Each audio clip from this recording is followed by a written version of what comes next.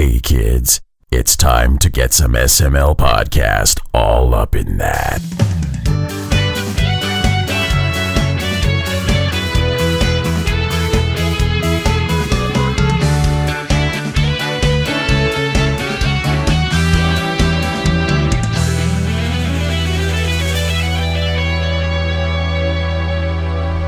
What's up, everyone? This is the SML Podcast. I am your host, Joe. Really cool show lined up today, and I'm kicking things off with my good friend Royal Sefton joining. How are you doing, sir? Doing better. I actually was pretty sick yesterday, so I've got the color back in my cheeks after a nice big bowl of ramen, some games. I'm good. Ramen doesn't sound like a healthy kind of food to make you feel better. It's probably not, but it was actually pretty decent ramen. I mean, it had chicken in it. It's not terrible. Like chicken noodle soup. Yeah. Chicken noodle ramen with 4,000 times the sodium. It was a little salty. Maybe that's what put the color in my cheeks. Possibly, but as I'm sure people have heard by the additional voice chiming in, we are joined by two guests at this time from Metanet Software, Raigan and Mare. Sheppard, welcome back to the show. How are you two doing today? Hi. Thanks. Good. Not sick. Nope. Neither of us. Yay! And any good ramen stories on your end? Actually, it reminds me that it's been like a long time since we've gotten ramen. Yeah, there's a really good spicy chicken ramen that I love in Toronto, but I think the rest of our favorites are, of course, in Japan, and it's been a long time since we've been there. I've never been to Japan. You should go. It's amazing. Yeah. I'm poor. Yeah. Bucket Well, list. I mean, a lot of our friends here, you can kind of maybe speak at conferences or things like that. You can kind of luck out that way if you're ever able to. Something to think about. Yeah. Well, if the show keeps growing, maybe one of these days I'll have a reason to head out there. Yeah. We're definitely pretty lucky that we can write some of it off because of the business related. Like we go to Tokyo Game Show, basically. So. Yeah. That is awesome. I just want to get to like E3 one of these years and I'll be happy. That's my bucket list. I want to get to E3. We were there once. We've only been, actually, I guess Mare's been twice. I've only been once. It's pretty cool. It's definitely crazy. Like, definitely the scale of it is pretty intense. So's Tokyo Game Show. Yeah, that's true. That's even worse, but it's different. So we should probably mention why you're here today. The last time you were on the show, you were here to talk about your game N++ releasing on Steam. And during that interview, I believe I asked you 3 or 4 dozen times whether or not it was coming to Xbox. And it's out on Xbox, and that's what you're here to talk about today. Yeah, it finally happened. So I will obviously take full credit and responsibility for the Xbox version of the game. So everyone, you are welcome. Yep. I didn't notice a special thanks for me in the credits, but what are you going to do? I know on the inside. Yeah, we're super stoked. It's been in the works, for a little while, but there's just so much to do, and we launched the Ultimate Edition on Steam before it came out, so since we only have the one programmer and really small team, it's hard. It takes a long time, but we are so excited it's finally out on Xbox because so many people really loved N+ on the 360, and it's like we finally brought them, this even better, even more beautiful sequel, and we're just so excited. So, yeah. It's bigger, it's better, it's prettier, the music is still fantastic, and it still kicks my ass constantly. Nice. Good stuff. Yeah, I actually hadn't even heard of N+ before. When Joe invited me to review N++, I think I've been living under a rock for a better part of a decade or so. But It was a long time ago. Yeah, but I've had a chance to play N++, and it's a blast. But for like the 2 other people who might not be familiar with it, can you kind of give us a 10-cent tour of it real quick? Sure. Oh, sure. Yeah. So it's like a momentum-based parkour platformer, I think is what we're calling it these days. So it's kind of like, it's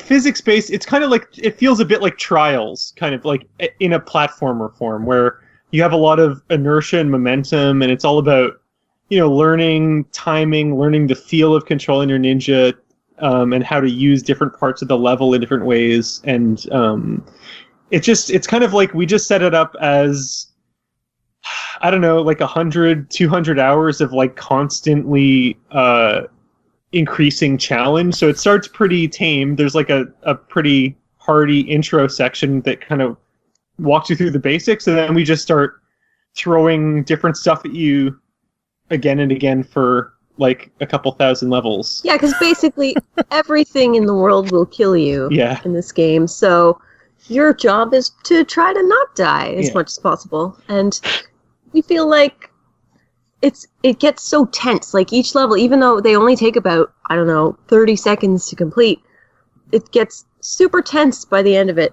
especially in the later levels where everything kind of ramps up. But so it really feels like you've accomplished something huge when you finally beat each episode and each level. And we just love that, like, thrilling, really satisfying feeling. So that's kind of why we like playing this game and why we have spent the past decade perfecting it. And maybe we made it sound a bit like it's like a masochore platformer, but it's not really. Like it does kind of get lumped into games like I Want to Be the Guy or that kind of, like, hard, quote unquote hard platformers, but right. I think it's actually pretty different than that. Like there's a similar, like, you die and you can instantly respawn kind of thing, but the way the level design flow, we try to make levels where it's more like a playground. There's kind of like open space, and you can find, there's not just like one timing and then the other timings will all kill you, or one route and the other routes will kill you. There's kind of like, it's usually pretty open-ended. I mean, it's diverse, like it varies. There are a few levels where there's this very specific timing because that's what that particular level's about.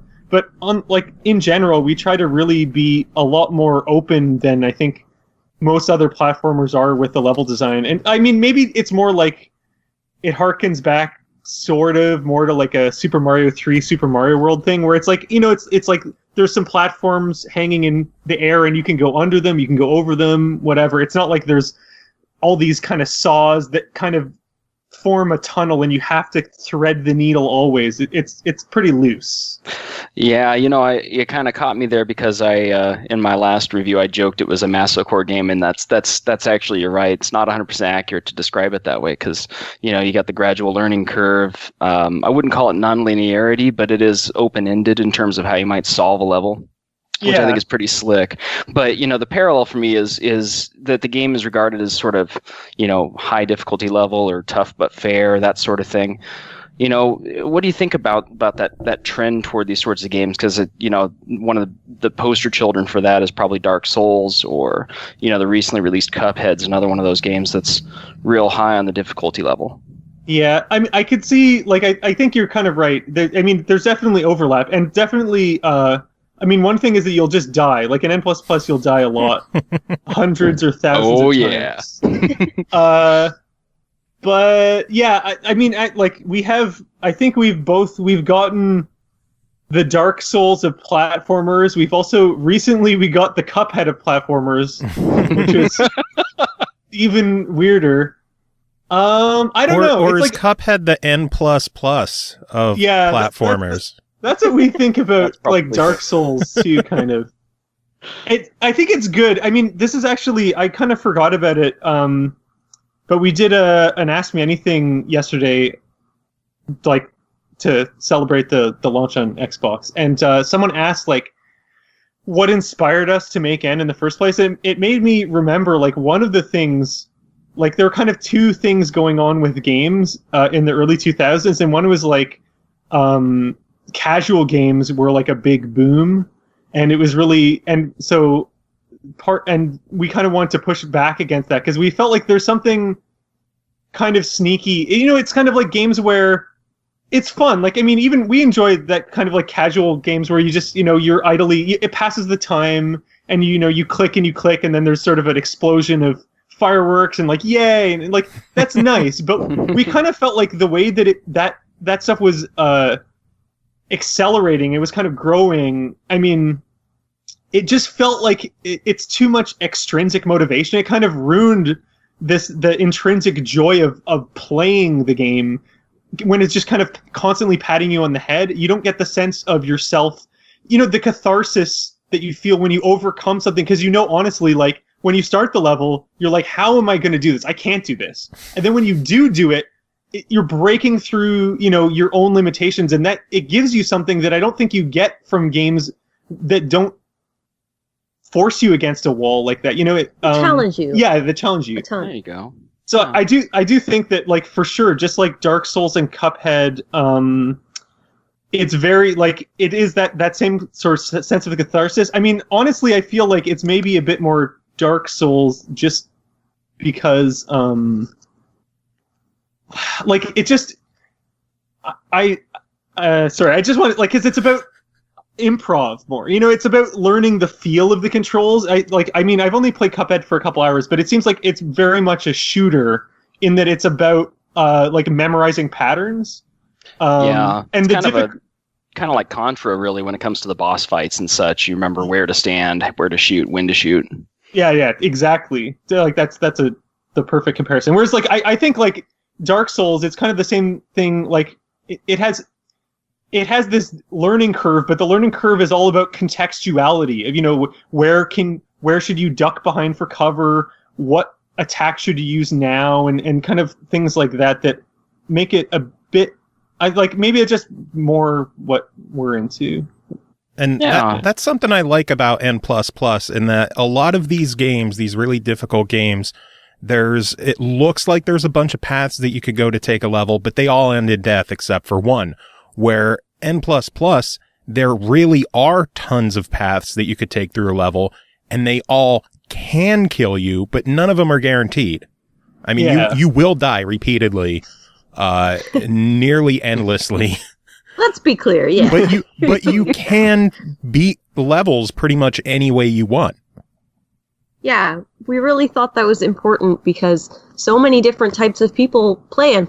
Like, we wanted to make it accessible to pretty much anybody, even if they're just starting out or whether they've been playing since the end days, because I guess it just kind of feels like we all started somewhere, and it's a game that really rewards you for, dedicating yourself to getting better at it. It's very satisfying, and we felt like the only way to do that is to support a variety of different kinds of play and speedrunners and high scores and all different reasons that you might be playing, because everybody has their own definition of what's fun. And it seems more fun. It's more like play. It's more like I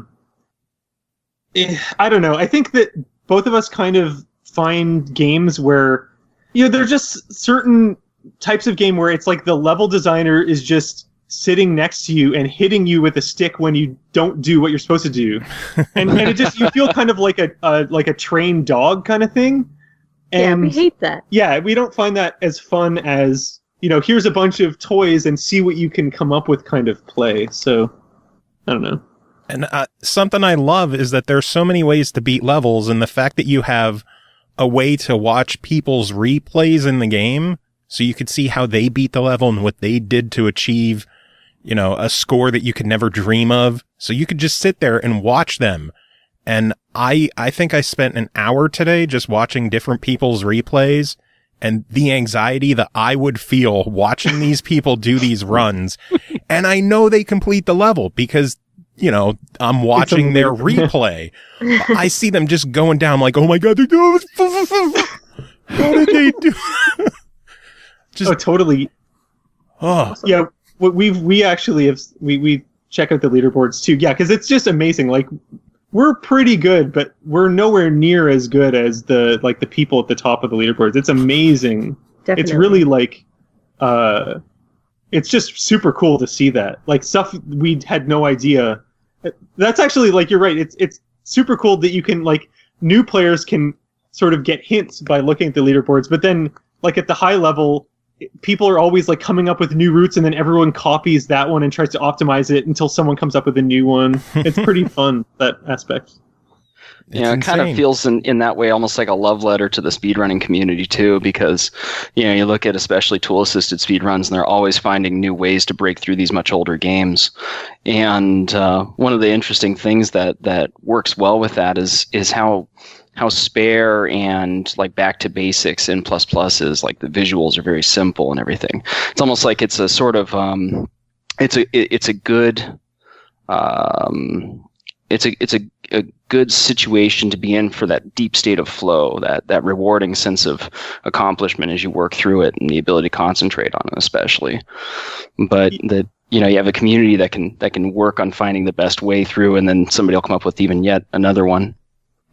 Yeah, that definitely, like, part of the community has always been about, like, high scoring and speedrunning, and we really try to support that because it's super cool. And you're right, like, we did, like, the game is really designed to kind of, it's like, I guess people talk a lot about games being immersive, but they only talk about it like in the context of a first-person 3D kind of game where it feels like reality. But I think a lot of games, abstract games, can be just as immersive when they suck you in, and you're really connecting with it in this visceral way. And to me, like, that's just as immersive as, imagining I'm in that forest or whatever.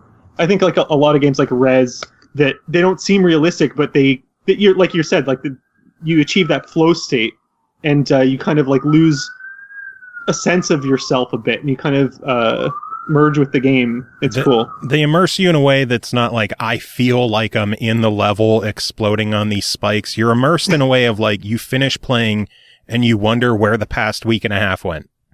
Yeah. There you go. Because, you mentioned before that someone could spend 100, 200 hours playing this, and you mentioned thousands of levels. That's not an exaggeration. Like, you have, 4,000 levels, something ridiculous in this game? Yeah, I think it's 4,340 now. Yeah. And How? actually, like, how? Yeah. Well, I mean, half of them are multiplayer. There's like about 2,000 are single player, so that's slightly more manageable. But Still, I mean, how? There's so much content. How? Yeah, and I mean, even 200 hours is sort of it's a bit low, because I think right now we know of 2 people. I think one person is 100%ed it, and one player's almost there, and he's played for about 500 hours, I think, and he's actually like pretty much the second best end player in the world. Holy and he's already shit. he already has like about 1,000 hours of experience, like on the old version. So Yeah. Wow. definitely, like, we really designed it like that, with all like the gold and then the secret challenges. It's kind of like there's layers of challenge, so that once you've mastered one level, you can kind of ascend to the next one. And the upper level, like the hardest challenges, are just like amazingly hard, like fantastically. There's one all gold level took us like an entire day to make sure it was possible, because we were playing through it sort of with save states. So we would do it in sections and make sure each thing was possible. But like in the game, you have to do it for real in one run. And he actually, this player, Zella, he just recently has been speedrunning Rose, and he did this level in 2. He only died once. He did it in 2 tries. And it's just like this. Wow. It's amazing. Yeah. Like it's like it took us like hundreds of tries, and that was with kind of cheating and saving our progress every once in a while. So Then there's hardcore mode, oh yeah, which is new for the Ultimate Edition, which it sort of makes the single player mode even harder. No, it definitely, not Yeah, sort of, definitely way does. harder. Much harder. How could it make it harder? Well, yeah. Well, like, one thing is that it's it's like a marathon down each column, so it's 25 levels in a set instead of 5. But Oh god. the main twist is that in the normal game, when you die, your timer just resets to what it was when you first hit the level. So there's no penalty for failure normally. But in hardcore, the clock is always ticking. So when you die, you don't get back the time that you lost, that you spent on that failed attempt. So it's much more of a balancing act, where sometimes it's better to not even try to get the gold if it's too risky, because you'll lose more than you stand to gain. It's very interesting, and we were really excited about it, because it gives us kind of nerves. Like we're so used to playing that the main game, only in the hardest levels do we kind of get like shaky hands. Right. But in hardcore mode, every time by the end, you're just like, it's always on a knife's edge. It's really fun. Do you offer therapy sessions to the people who play this stuff?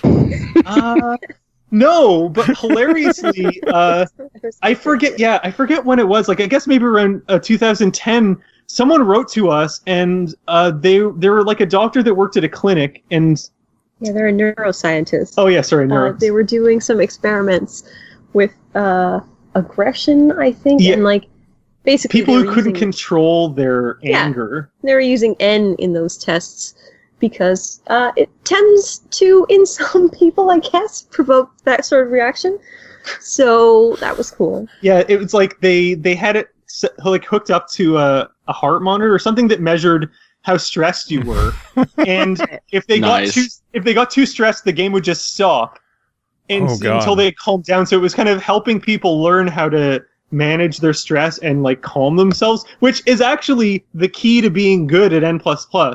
Is to not, as soon as you start getting stressed about it, you fail a lot more. True. And being relaxed is kind of like the secret to success. So it's kind of True. cool. It's kind of like So what I basically heard is that Joe asked if you guys offer therapy sessions. It sounds like N++ is a therapy session in a way. Yes. in a way. If yes. used the right way, in conjunction with a trained neurosurgeon.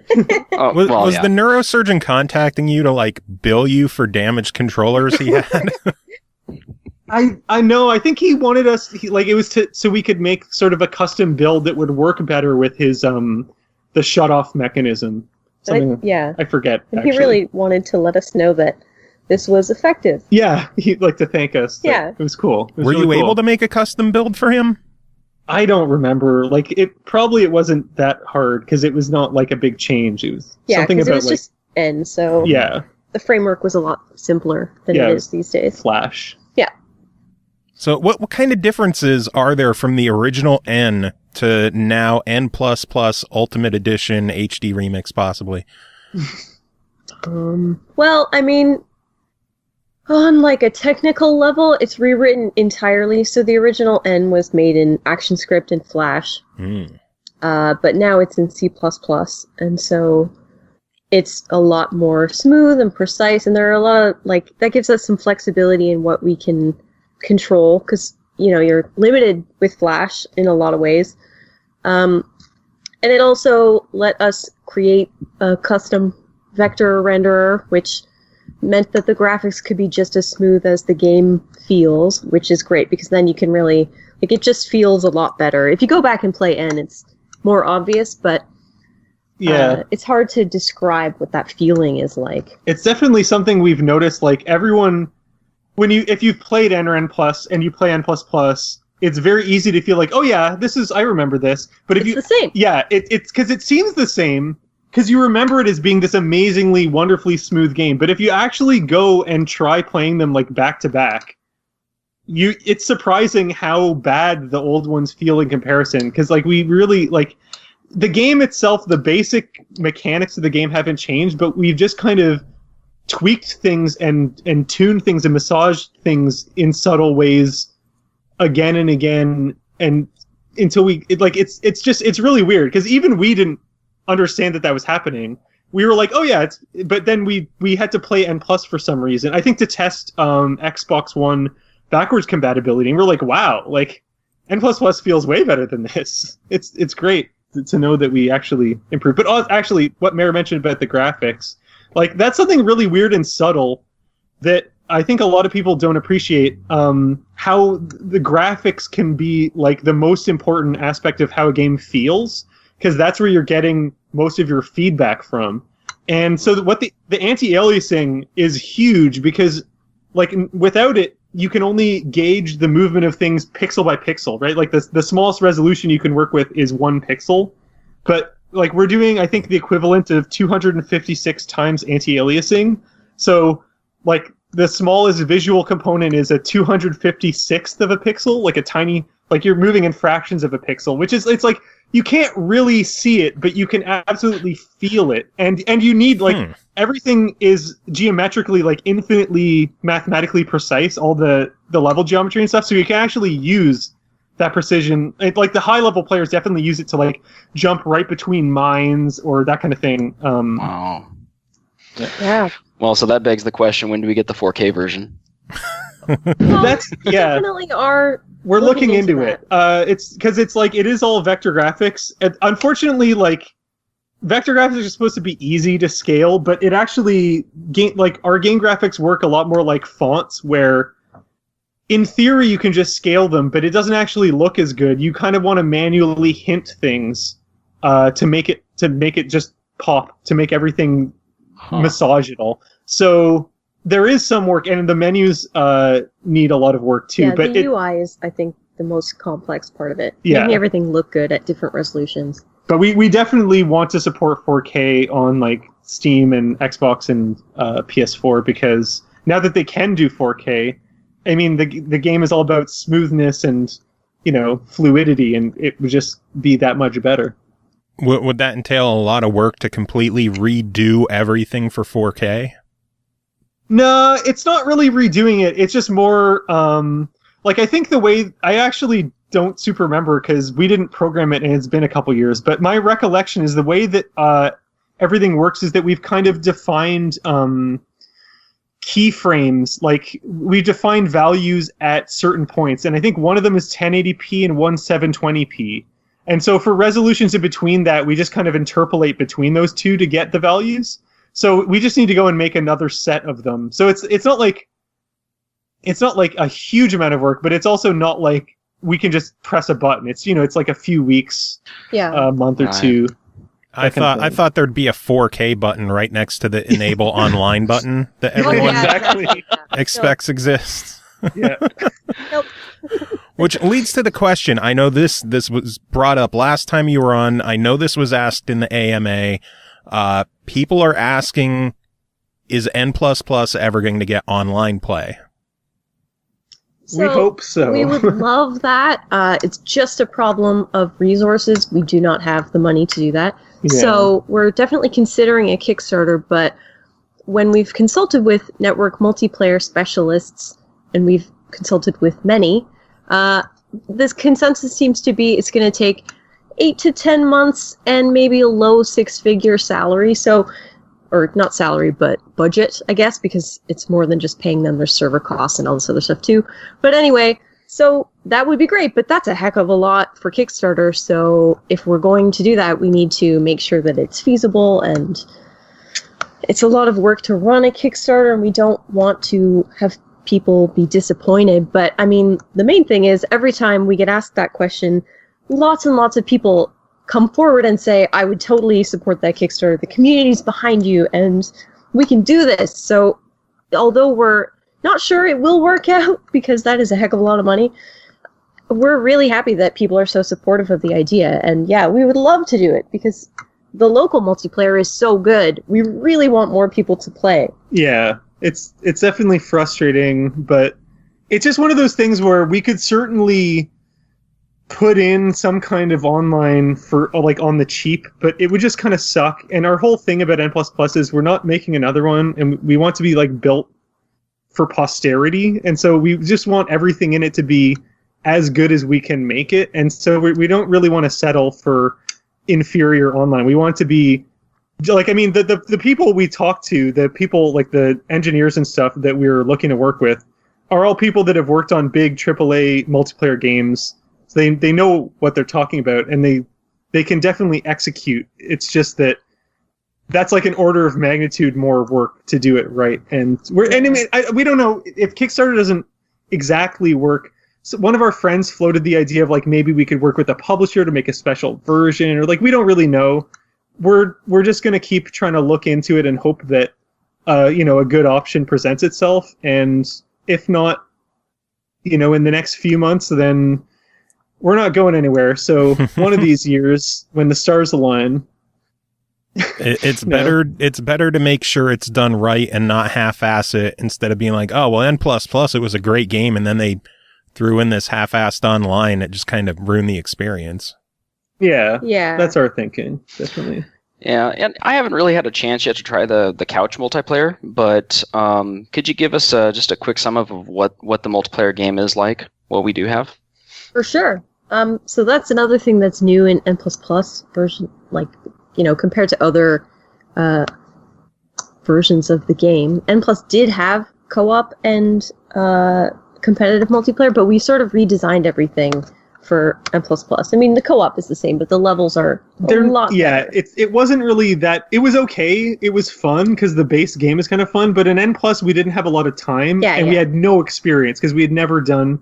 But like now, it's like sort of 10 years later, all the new enemies that we added, were designed from the ground up, like, to support player interaction in multiplayer, and that just gave us a lot more tools to work with. So, I don't know if you want to explain the co-op. It's basically it's hard to, like, it's basically the same as the main game. One of you has to reach the exit to win.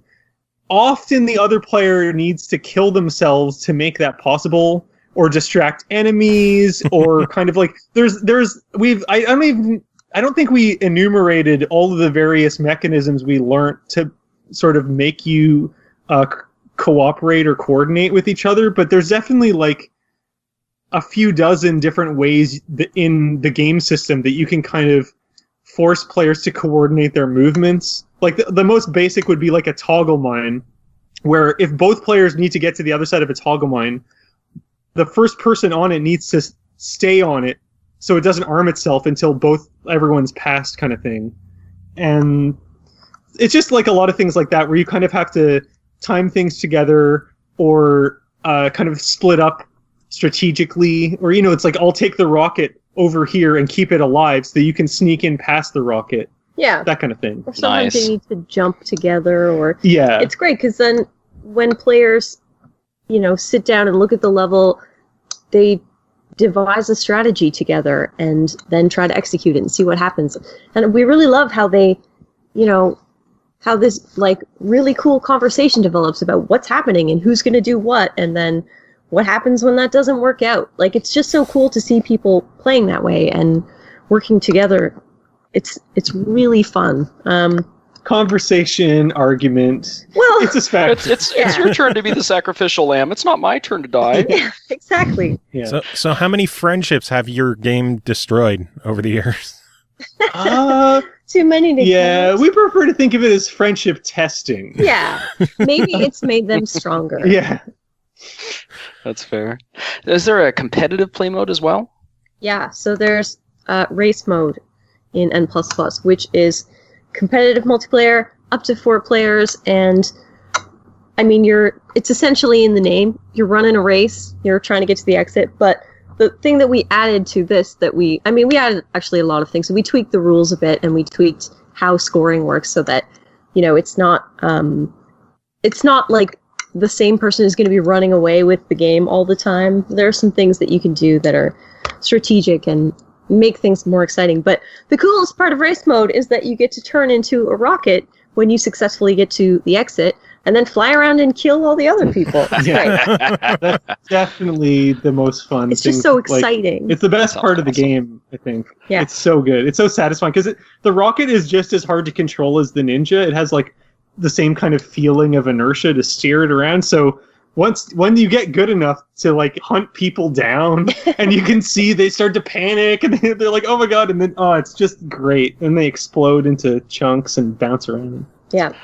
I'm guessing awesome. that's what the achievement for kill another player using rocket 5 times in single multiplayer race is for, huh? Yeah. That's right, because it's so fun. Yeah. Nice. And I mean, I think you can even do that solo. If you can just sign 2 players in, and then just let the second player stand at spawn while the first player's rocket goes back, and it's a good way of training. For the people who want to cheese it and get some easy achievement points. Speaking of, you might have one of the easiest achievements I've seen in a game recently, and that is to die during the solo introduction. Oh, nice. Yeah. And the fact that it's called You Suck, but that's okay. So Yeah, I got that thank you for that self-esteem boost. Well, we were just trying to let you know that, you know what? That's what the game's all about. Yeah, you're going to die. That's all right. Yeah. You're just starting that's how you out. learn. Yeah. Yeah, that's cool. We were all there. Did you get using your head? Yes, I did. Yes. Another That's thing. another favorite. That was a fun shock to discover. Yeah. Oh, physics matter going up too. Okay. Yeah. Now I know. And our ninja does not wear a helmet. No. I want to ask you about the music, because that was one of the things that really caught me. I'm a big fan of a lot of different electronic music. How did you guys decide on the soundtrack and put it together? Because it's interesting. It has sort of like an alien coldness to it, because it's largely, techno and electronic and IDM type stuff. So it's not real tuneful, but it fits perfectly. Thanks. What was the process for that? We're super happy with how the soundtrack came out. We didn't, honestly, I think for the first year of development, we were like, against any music. Like, this is never going to work. Yeah, because we were like, the game is all about minimalism, so it doesn't need music and whatever. But then eventually, I mean, we're big fans of electronic music too, and we just sort of, once we started playing around with color and the game got a lot more diverse and interesting, we started thinking about like, okay, maybe we could find something that would work.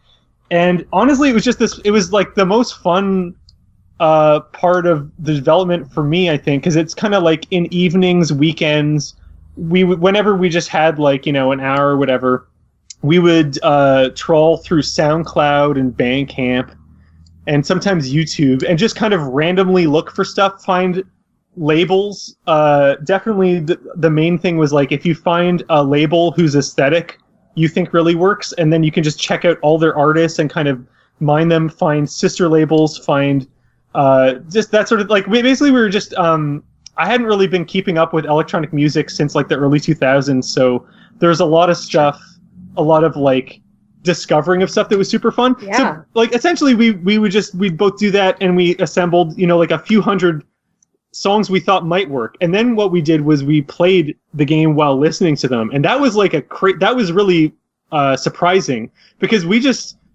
you'd hear a song and it would kind of have this vibe. Like, you're right, we definitely were going for kind of like an abstractly sci-fi, a bit menacing, a bit of tension kind of mood, with like, there's some like happy songs and some more ambient down, like we tried to do some dynamics and arrange, but in general, like, there's the kind of this, we wanted to create this kind of techno-futuristic vibe. And so we had all these songs we thought fit, but when we started playing the game while listening to these things, we realized some of them just, it was crazy how poorly some of them worked. Not because they were bad songs, but because they didn't cooperate with the game. Like, right. Some of the songs were just too ambient. It sucked all of the tension out of the game, and it made the game feel way more boring than it was. And then on the other end, some of the songs were so intense that the game became almost unplayable, because it's like, it's already kind of nervy, you're kind of on edge. Sometimes when you're playing it, you get anxious. If you have a song that's kind of like pounding you and making you even more anxious, it's kind of unbearable. It just stops being fun. Like, in both cases, it kind of ruined the fun. So, which was like, we had never anticipated anything like that. It was kind of a real eye-opener. So we kind of vetted all the songs by like, when you play it, does it kind of stick in your brainstem in the right way? And does it, Yeah, like, it's in the background, but it's still helping you. Like, it's providing something while you play. It's not throwing you off, but it's not, like, not adding to the experience either. Yeah, it's like a weird thing to talk about. Atmosphere and mood. It is like, I think we don't have great words. It's a bit subtle. But did you have that neurosurgeon have his patients test out the music as well to see if it works? That would have been funny. In touch. Yeah, so anyways, we just had like a bunch. I think at that point there was like maybe about 100 songs. And then it was just like several months of emails and contracts and wire transfers. And luckily we had some help, like one of our friends in Toronto, and also the developer behind, oh my god, what's it called? Loud on Planet X? No, Loud on Planet X is the Toronto guy. Ollie Ollie. Ollie Ollie. Yeah, sorry. The developer behind Ollie Ollie, like, it had a licensed soundtrack, and we really liked it. So we asked them, hey, how do you license music? Because we didn't know anything. Yeah. And they like totally broke it down. They explained all these terms, the sort of contract you need, and that sort of thing, and how to contact people. And so they helped us so much. And I mean, it was still a lot of work, but like, it was just so smooth because we had all this knowledge that they had given us. So it was just like, we found like 40 or so labels that wanted to work with us, and it found, like, it was really cool to work with other small, teams of like one or two people, creative people, and that, wanted to be part of it. It was really cool. Yeah. That's really cool. I love the Roll 7 guys too. They're awesome. Yeah. Definitely, yeah. And Ollie Ollie is a fantastic parallel to that, I think, except more, turntablism and other stuff and that soundtrack nature. But yeah, definitely a very fitting sound. Taking away the soundtrack, the sounds themselves were impressive because they're real crunchy. It's like sort of a darkly satisfying thing, hearing yourself get crushed or smashed or blown up. Who did the sound design? Michael Surix. Yes. I kind of... forget how you pronounce his last name. I think that's right. Yeah, it's CSC something, or anyways. Welcome to every week of my show when I have guests on. Yeah. But yeah, I mean, actually, that was something where we totally agree at the sound. We were super happy with how it came out. About the ragdolls, there were definitely like several passes of where, like, we've experienced this with every version of the game, where our feedback was like, it needs to be, we need more bone crunching. Yeah. And can it be a little wetter? yeah, and also wetter. Like, there needs to be a wet, meaty whacking sound. Yeah. Because that's something that we found, like, the game, the graphics are so abstract that if you have a very visceral sound design, it really helps. You just feel the impact so much more. Sorry, Michael's company is called Bright Skull. Yeah, they were great. They did the sound. And, I mean, when we were doing pre-production, we had narrowed it down to 2 teams. The other one, oh my god, I forget. It's like they're indie music guys from Vancouver, and they do everything. Oh my god, I can't believe I forget their... Power Up Audio. Yeah. That's it. Like, basically, half of indie games that have come out have been done by Power Up Audio, and they're really amazing. And Kevin Ragami, who works there, was a big N fan, but we ended up going with Michael purely because he made this demo reel where he took footage of the original N and overlaid his own sounds. And the one specific sound that never changed, like the reason why we went with like this, let's go with him, was the Gauss turret, that sniper that kind of tracks you and then it shoots. Oh, yeah. That kind of like really anxiety-inducing, high-pitched, crackly homing sound in this shot that sounds like so powerful. That was in that video, and for both of us, we were like, oh my god, like we really responded to that. It just, It was perfect. So that's kind of like what made us decide. And yeah, we totally agreed that he knocked it out of the park. It was really awesome working with him. You made an excellent choice there. My daughter, she's 6, and she's a huge Geometry Dash nut, like the tap and jump game. Yeah. But she took to N++ pretty well and started outdoing me on some levels, which impressed the crap out of me. But when that Gauss turret came into it, she can't play anymore. She cannot keep it straight because it scares her so much. The sound is just so. I mean, you guys really create a good mood with that. So kudos there. That was awesome. Have you ever made a 6-year-old say, fuck this game? She did not say that. In front of you. She did not say that. I promise. Well, what but kind I'm of games sure do you guys... have. Sorry. Yes. Like I said before, what I do is my Peter Boyle impression as much as I can, so I don't teach them any new words. Instead, just kind of make those loud, like young Frankenstein grunts of frustration if I die and die again. Nice. But what kind of games do you guys enjoy playing, out of curiosity? Lots of different games. I think it's like pretty diverse. We just started Zelda a couple days ago. Like 2 days ago. Like Breath of the Wild or whatever it's called. Of course, It's awesome. Everybody already knows that, but we are just... We were working on N++ when it came out, so we didn't really have time. Because we knew that once we started it, that would be it for the rest of our free time, so that's where we're at now. I just started playing an idle game called, I think it's Universal Paperclips by Frank Lance, who's like from NYU. Like, I think is the head of the games division. It's very interesting. Like, definitely we've played a few idle games, but this is the only one that I've actually have stuck with. And I mean, what else have we been playing? I still play Battlefield 4 pretty regularly. I find that it's like an incredibly fun multiplayer game. I think it's like we're super diverse. Super Mario World. Oh yeah, because we got a Super Nintendo Mini, so we were very lucky. Yeah. Nice. I got mine too. Nice. What was the first game you played on it? Oh god.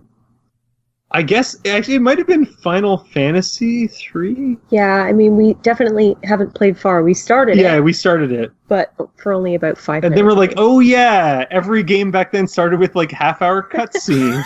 We'll come back to it. I think my first one was Earthbound because I love my Earthbound. Oh, it's so good. Yes. Definitely. We still haven't finished Mother 3, so we're kind of like, we don't want to play Earthbound. We want to play Mother, finish that first because we've already I guess think we've started it twice at this point. Yeah, we It's keep just starting Mother 3 and then like work stuff comes up and we drop it. And... I'm still holding out hope that Nintendo's going to bring Mother 3 to America. Yeah. Yeah, I heard like I've heard that it's never going to happen because some of the music is kind of license infringy, or it's something about licensing. They can't license the music in North America for some reason. So yeah, I thought I'd heard something about that. Maybe it was a sample source or something, because I think they sampled the Beatles in something there. Well, I know they said the same thing with Earthbound, but Earthbound has been re-released. If you listen to the Skyrunner music in Earthbound, it is straight up The Who. Yeah. Won't get fooled again. The organ in there, it is The Who. There's no other way around it. The one Dungeon Man music is, what is it? The Beatles. What song? Shit. Sergeant Pepper Reprise, I think. Yeah. Oh. So I know there's questionable music and samples in Earthbound, but I guess it wasn't bad enough that they were still able to re-release it on the Virtual Console, and then on the 3DS Virtual Console, and now on the SNES Classic. Thank God. So I'm still hoping one of these days we'll see it. I have the import cartridge sitting on my shelf, and I guess that gives me fair license to play the translated version. I would rather just play it officially instead of a fan translation. So yeah. For sure. It is a bit frustrating. Emulating it just doesn't have the same feel as popping it into a Game Boy. Yeah, emulating it actually, we've never found it works because the timing is way off. Like, cause you have to, it's got like the active, like you have to tap on the beat to do extra damage kind of thing. Like a rhythm battle. Oh yeah. Yeah. Right. And actually we haven't found an emulator where that works, but what we did find was that you just use the Game Boy, Super Game Boy, whatever it's called. GameCube? Yeah, the GameCube, like the thing that lets you play Game Boy Advance games on your GameCube. That'll work. So then you can play it on your TV, which I think is like nicer for RPGs. But so the way when I dabbled with Mother 3, there was some kind of like built-in action replay or Game Shark, whatever, so that every time you hit the button, it counted as a proper attack. Oh, cool. So it's the cheesy way to do it, but it's probably one of the only easy ways to get through the battle system. Yeah. It makes a huge difference, too. Just Nintendo, get your shit together. Please. Yeah. Oh, man. So many games that Nintendo just needs to get it together. So you mentioned that you're playing Breath of the Wild on the Switch. N++ on the Switch? Is that going to be happening?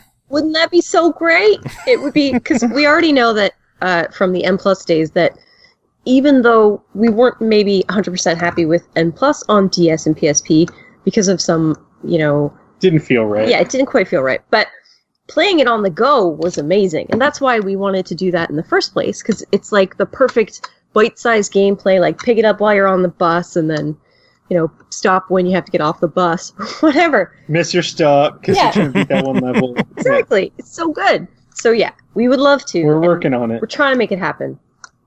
Yeah, and also seeing this as a little fringe maybe, but is there a Linux port coming for N++? Yeah, there is. Unfortunately, it just keeps getting bumped by other higher priority, like the Xbox port, and now we're porting Ultimate Edition to PS4. But once that's done, then we will get to Linux. We feel really bad. It's just like, the reality is we need to keep doing things to generate money to pay programmers to do the next thing. Right. So, of necessity, Linux gets bumped. We want to support it. That's definitely happening. It's just that it's not going to pay a whole lot. Yeah, and we just don't have enough bandwidth to hire someone on top of the people that we're already working with. So we have to wait till whatever they're working on is done before they can work on more stuff. Yep. Yeah, that's kind of a can of worms, I guess, to open once in a while, because there's a small but very vocal community of Linux and GNU players out there. So. Absolutely, and we totally respect that, and that's why we want to bring N++ to Linux, because, for a while, people weren't bringing their games to Mac even, because the community was so small, but, they're still important, and they're still awesome, and basically we just want more people to be playing N++, so as many times as we can port, we're gonna. Yeah. Cool. Are there any platforms that it just wouldn't really work on? Like, it's on PS4, it's on PC, it's now on Xbox One, you're bringing it to Linux, you're eyeing up the Switch. Where does it stop? Well, I mean, for one thing, Never. Everywhere. Mobile, we can't do Virtual It'll be on boy. your fridge. N++ fridge next year. You're going to take the throne from Skyrim for most versions.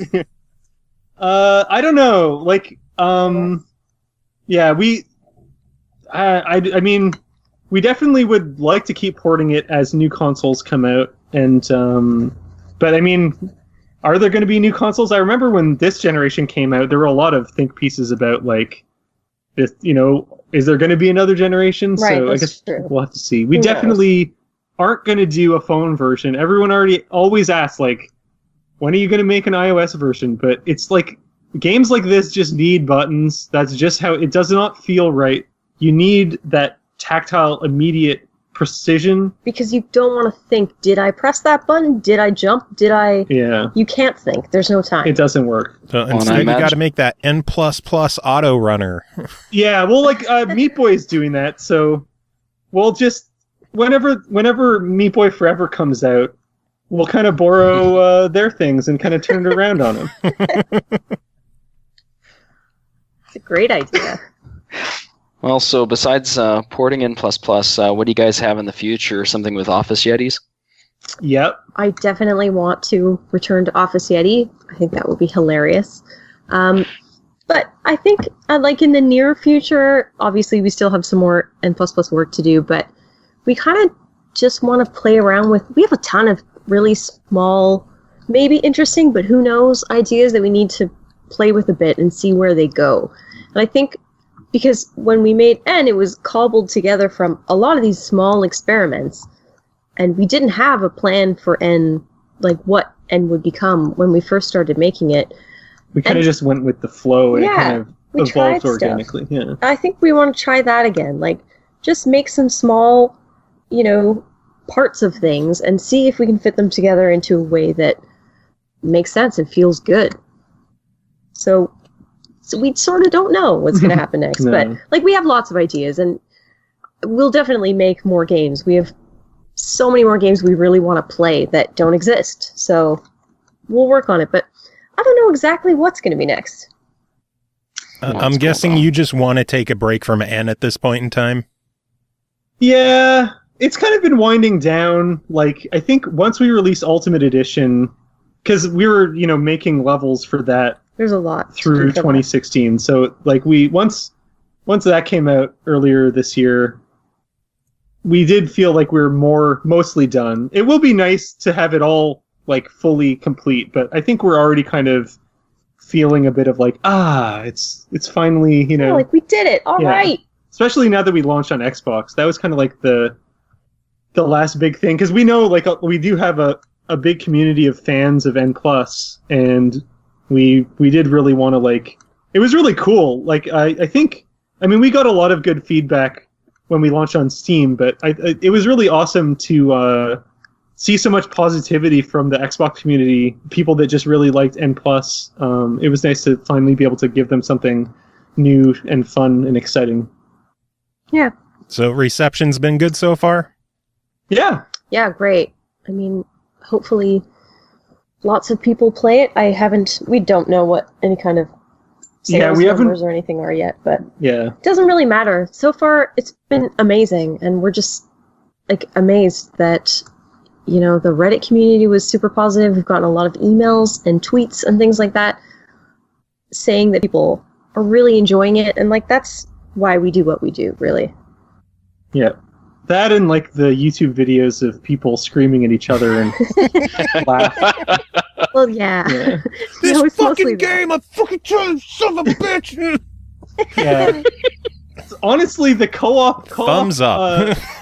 co-op Let's Plays are really fun to watch, because it's like the dramatic moments where it all hinges on this one person, and then they just totally fail, and then or like one of the funniest things is in co-op you can kill the other player if you're already dead, because sometimes the level's impossible. So it's like, because we noticed when we were playtesting, half the time you're playing co-op, you're like kill yourself, because if you die, the level's impossible, so the other person has to die. So we just made it a button, but we didn't really anticipate the hilarious trolls you could use, like in co-op, where one player's like gliding in the air, about to hit the exit, and then they blow up for no reason because the other player suicided them. Hilarious. That's fantastic. You need to, for a new trailer for the game, you need to get in touch with these streamers and ask for their permission to use footage of just like a minute-long commercial of people cursing at each other or just sitting there with like their hands in their heads like, that's the trailer I want to see next. We definitely have a couple good clips that we've saved. One was like an awesome because it wasn't negative. It was like just this one guy. It was like 4 people playing co-op, and this one guy just heroed this, like made. It was not supposed to be beatable by one person, but the other 3 people's deaths took out enough mines that it was like technically possible. But he had to pull off this crazy jump, and then he did it. And it's like their mic just got so distorted because they were all screaming and like dancing in the air. And, oh my god! Awesome. Okay. It was really cool. It's brilliant. Now I want to find this video.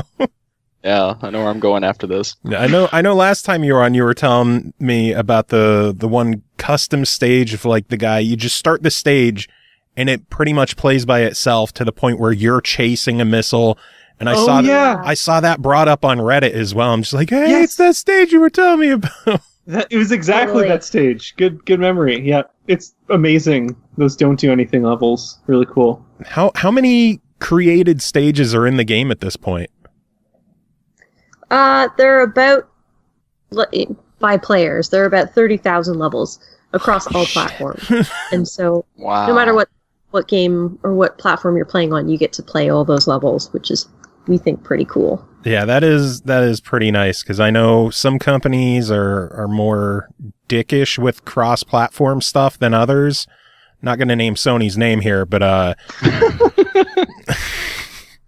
I'm glad that I know Infinite Mini Golf has the same thing where if a level's created on one platform, it's available for everyone. So I'm glad to see stuff like that available so that thousands of stages. If the 4,000 built in isn't enough for you, 30,000 more are out there just waiting to 29,000 of those are harder than the built-in ones.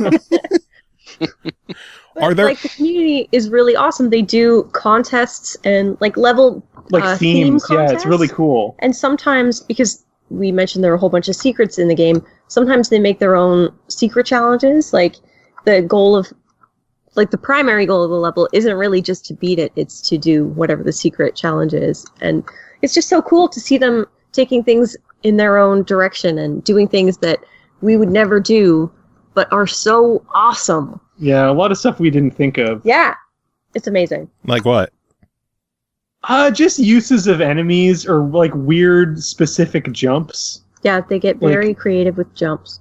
Very weird stuff we didn't really know is possible with the physics of the game. Those bouncy bounce blocks, the platforms that kind of are springy. Mm-hmm. You can jump up through, if you jump, if there's one above you and you jump up into it, and you graze one of the bottom corners, you can then jump again. You get a boost. Yeah, essentially. It's really hard to pull off, but you can do some really weird stuff. So there are a few levels where you have to do that to beat the level. Oh god. And it's quite a puzzle. But luckily you can just watch replays. Yeah. I mean, they don't super help because it's still super hard to pull off, but they at least let you know that it's technically possible. Right. So that's something. Oh my god. Do you have any absolute favorites that are user created stages right now besides the one you mentioned last time?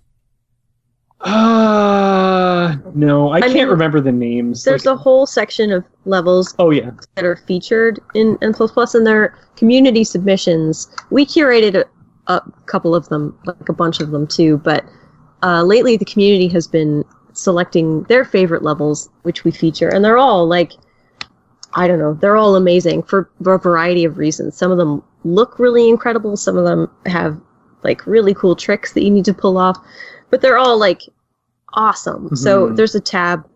If you go to browse, you can go to featured and see. I don't even know how many are in there right now. No, I have no idea. A couple hundred maybe. Yeah. They're I all think so good. it's not a specific level, but one thing I really like is some of the like more prolific map makers have little signatures that they put into their levels, like a little design made out of tiles or mines or something that's like their initial or their name kind of thing. I thought that was super cool. It's awesome. It's like a really fun trend, I think. Like it's just a fun, like, you know, it's just like you can do it, and just thinking of doing that and you know, making that a thing. It's fun. It kind of adds a cool dimension to it, I think. Yeah. That's crazy. So many creative people out there, and I'm not one of them. Oh, that's good. You can enjoy the tens of thousands of levels. Yeah. You know, just in case you've already beat the 4,000 in the game and you're just getting bored with it, obviously. Yeah, only a few hundred hours, few thousand hours in. What's a few more? You know. Seriously. Yeah. Oh, man. Well, Mayor Raigan, it's been fantastic having you back on the show. Was there anything that you wanted to talk about with the game that we didn't bring up? I don't think so. I think that's about it. I mean, yeah. Yeah. Nothing's springing to mind. It's out on Xbox One. Buy it. Also PS4. And PS4 and Steam. And where can people keep up to date with you guys and what you're doing and whatever you're going to be working on next, you know, N+++? I mean, probably we're definitely not making N+++. Nope, this is it. Oh, N Sharp. And sharp. And Infinity.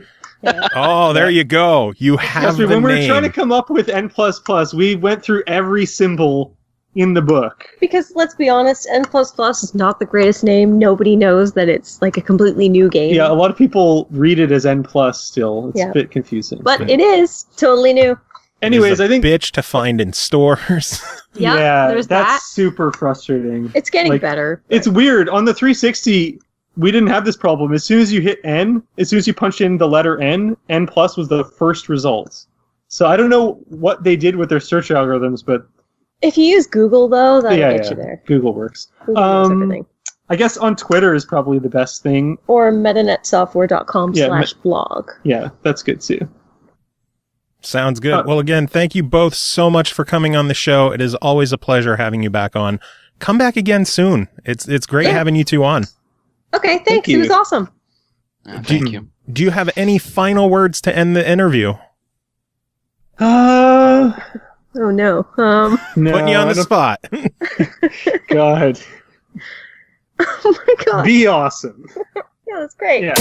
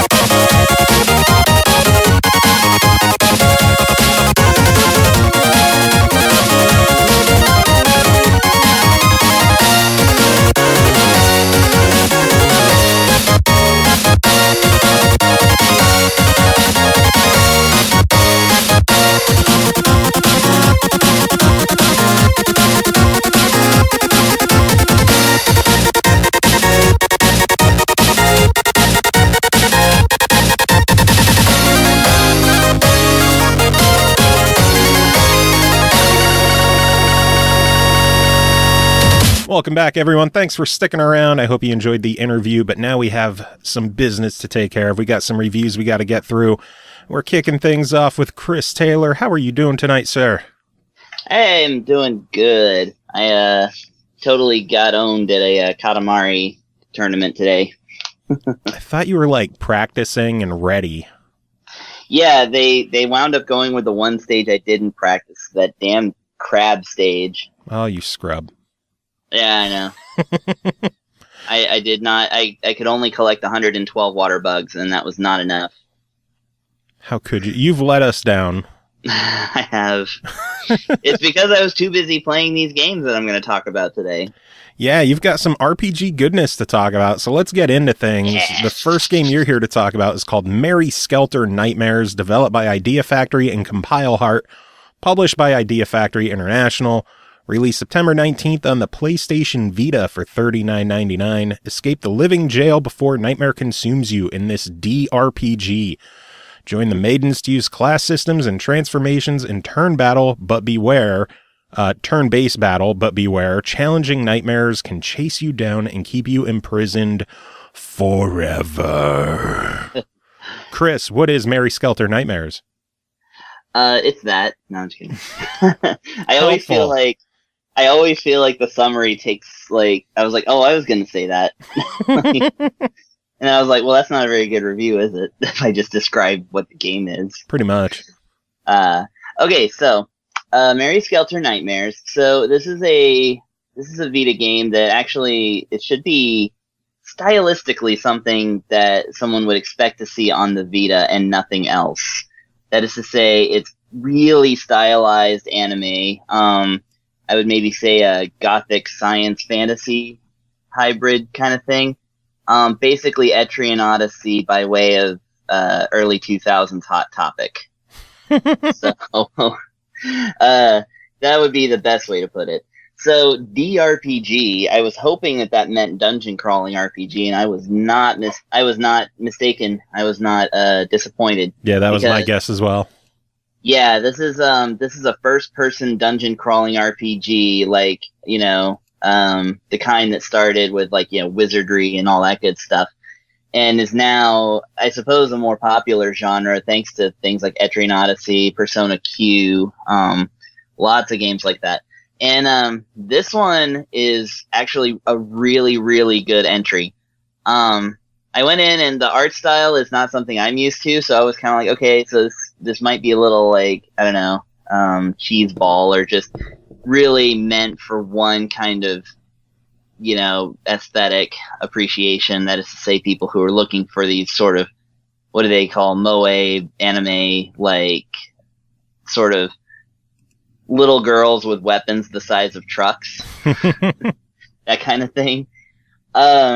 But no, it's super in depth. And I'll get into that in just a second. So the storyline is basically that, for whatever reason, you play a guy, who is supposed to represent you, and he's kind of a drip.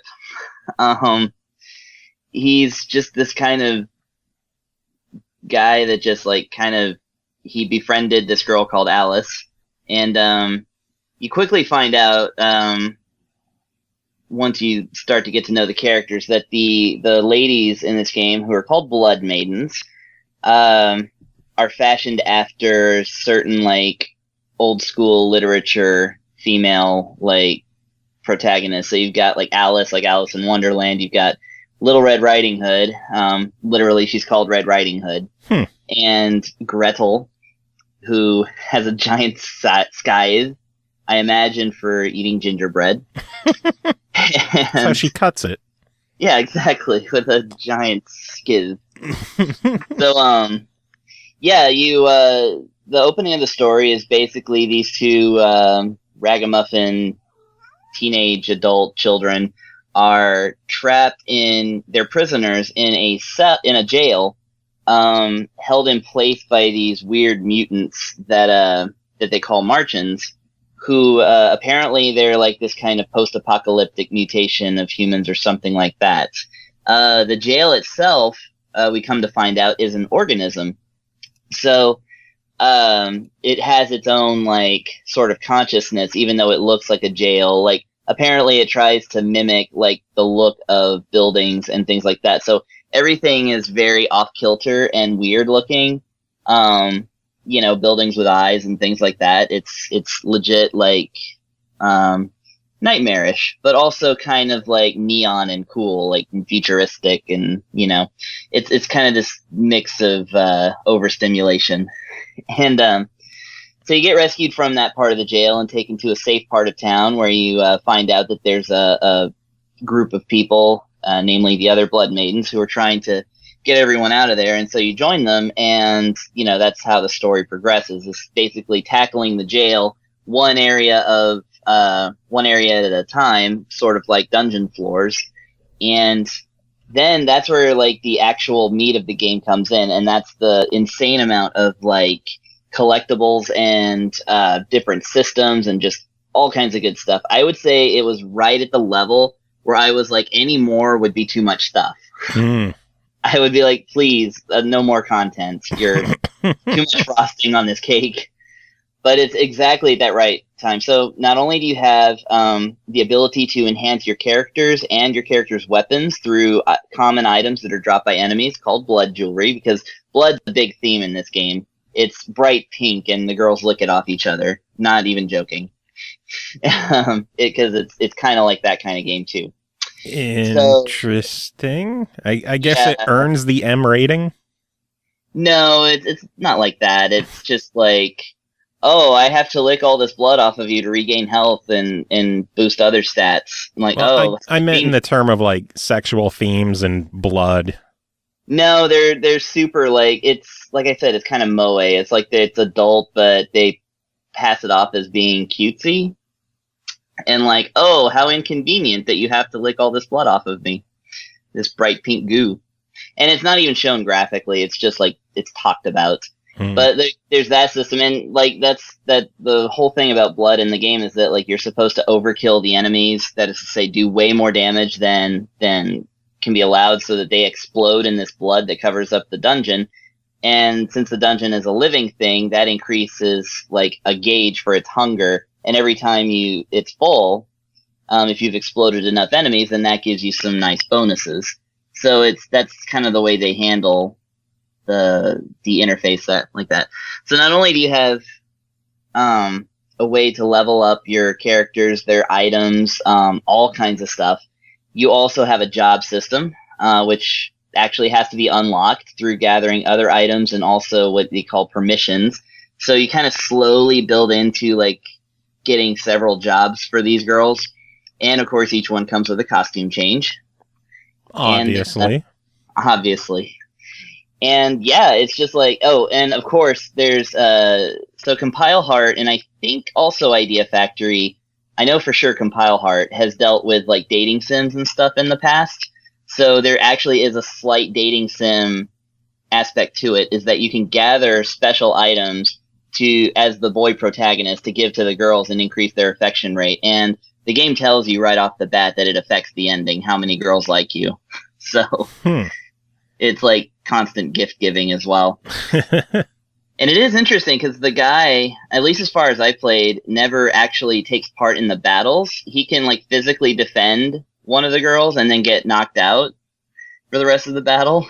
And he's more or less just there to react to everything. So like I said, it's confusing to me that there's a protagonist that you play in this game that's that useless.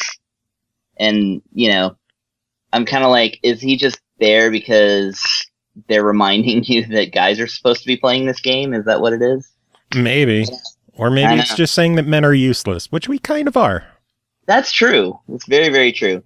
And yeah, uselessness aside, I mean, this game was really fun. I was able to dump like 4 or 5 hours into it every time I played, and man, it was just like, it really pulls you in. And if you're a fan of like Etrian Odyssey, it's a good one to do because it's a lot like that, although it is a little simpler. But some of the enemies can get pretty hard. And yeah, they bring in things like the invincible monster that you have to run away from rather than fight until a certain point anyway. But the cool thing about that is that you have to run away from them and they take away your map. So you have to actually remember where you can go, or you have to use like landmark things, you know. So I felt like, personally, having played through most of the Etrian Odyssey games, I was really interested in the ways that it deviated, which is enough for sure that I would want to actually finish this game. Nice. So the cliff notes I'm getting is first-person dungeon crawling RPG, incredibly addictive, packed full of content, and proves without a shadow of a doubt that men are useless. Yes. Cool. So for $40, what's your verdict? Hey, I mean, $40 that's the price of admission for most quality RPGs on the Vita. So I mean, if it sounds interesting to you, check out a few screenshots, maybe watch a video or two, and then get it, because it definitely has the makings of like 100+ hour game. Nice. There's so much you can do with it, and it's all fun. It's not really a tedious grind like some of those games can get. Sounds good. I am definitely going to have to grab that one myself, because I've done so much Etrian where it's like bright colors and happiness and forests that I just need something fucked up to play. And this sounds like it fits the bill. Yes, it is exactly that. The Etrian Odyssey games, which, by the way, 5's coming out probably by the time this podcast goes out, so I'm excited about that. But yeah, they usually you have to get like 40 or 50 hours into an Etrian Odyssey before it actually starts getting in like super intense in the ambiance. All right, sounds good. Next game to talk about, I'm going to handle one quick, is called Semispheres, developed by Vivid Helix, published by Vivid Helix and eastasiasoft, depending on the region that you are in. Released September 10th on the PS Vita for $9.99, and a physical version is available exclusively on PlayAsia for $24.99, limited to only 2,000 units. Have no idea if it's still in stock. I probably should have checked that before recording, huh? Maybe. What are you going to do? Semispheres is a meditative parallel puzzle game that places dual realities at the heart of its challenge. Its unique single-player split-screen mechanic challenges your brain by putting you in control of two characters at the same time. Our friend Greg Middleton wrote in his review, and this is what he's got to say. Semispheres is a puzzle game where you guide two colored orbs to their designated circles to complete the level. One color is controlled with the left stick, the other with the right stick. There are 13 chapters, each containing as many as 5 levels. The game has unique perspective with characters side by side in what looks like identical environments, but with enemies and object pickup in different locations. Enemies are very similar to the guards in Metal Gear Solid series, but think of the minimap view instead of the 3D models within those games. The guards' colored orbs are like your characters, but with a flashlight area visibility to see and catch you. So you ask, how do I get around these? Well, I'm glad you asked. Throughout the level, there are pickups. They range from transportation devices that take you to the opposite side of the level to a sound wave device that alerts guards, creating a distraction so you could quickly move around them. My favorite pickup was probably the portal device that allows you to access the other side of the level without the guard seeing you. With this, you could then activate the sound wave pickup and distract the guard away from your other character. The puzzles are easy in the beginning, but soon become much more complex and require the use of pickups and distractions in particular order to succeed. With so many levels, you would think the game is long, but the levels can be completed within a few minutes, with the duration being a bit longer during the later chapters. Visually, the game is beautiful, with vibrant blue and orange throughout. The ambient sound plays to it well, creating a relaxing puzzle environment that doesn't feel annoying or overly punishing when levels get more intricate. In terms of replayability, there isn't much. Once you've completed all the chapters, you can start over again from the beginning. There's even a trophy to complete the game within 35 minutes if you want to test yourself. My personal opinion is a buy it. Some people on the fence may want to either check out some gameplay videos and get the control scheme to get a better idea of the mechanics. This title is tricky to explain within a review, and maybe once you've seen the game in action, you'll hopefully agree with me. It's a game not to be skipped. So thank you, Greg, for that. I know I've enjoyed the game as well, so it is good to hear that other people enjoy it themselves. It's got blue and orange. How can you go wrong? I know, seriously. Everything thrives with blue and orange. Exactly. The Mass Effect. And then the other game that you're here to talk about is called Symphony of Eternity, developed by WorldWideSoftware, published by KEMCO. So, of course, you're here to talk about it.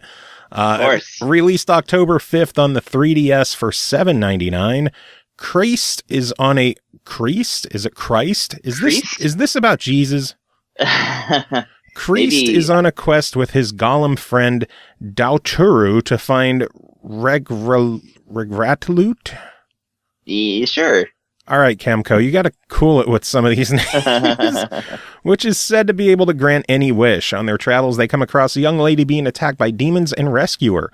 What fate awaits them and the mysterious young lady? Find the legendary weapon in a fantasy RPG full of drama with monsters, elves, dwarves, and golems. Chris, what'd you think of Symphony of Eternity? All right, well, Symphony of Eternity was an interesting one, considering it's coming from KEMCO. I noticed there's a different developer instead of Hitpoint or Xcreate.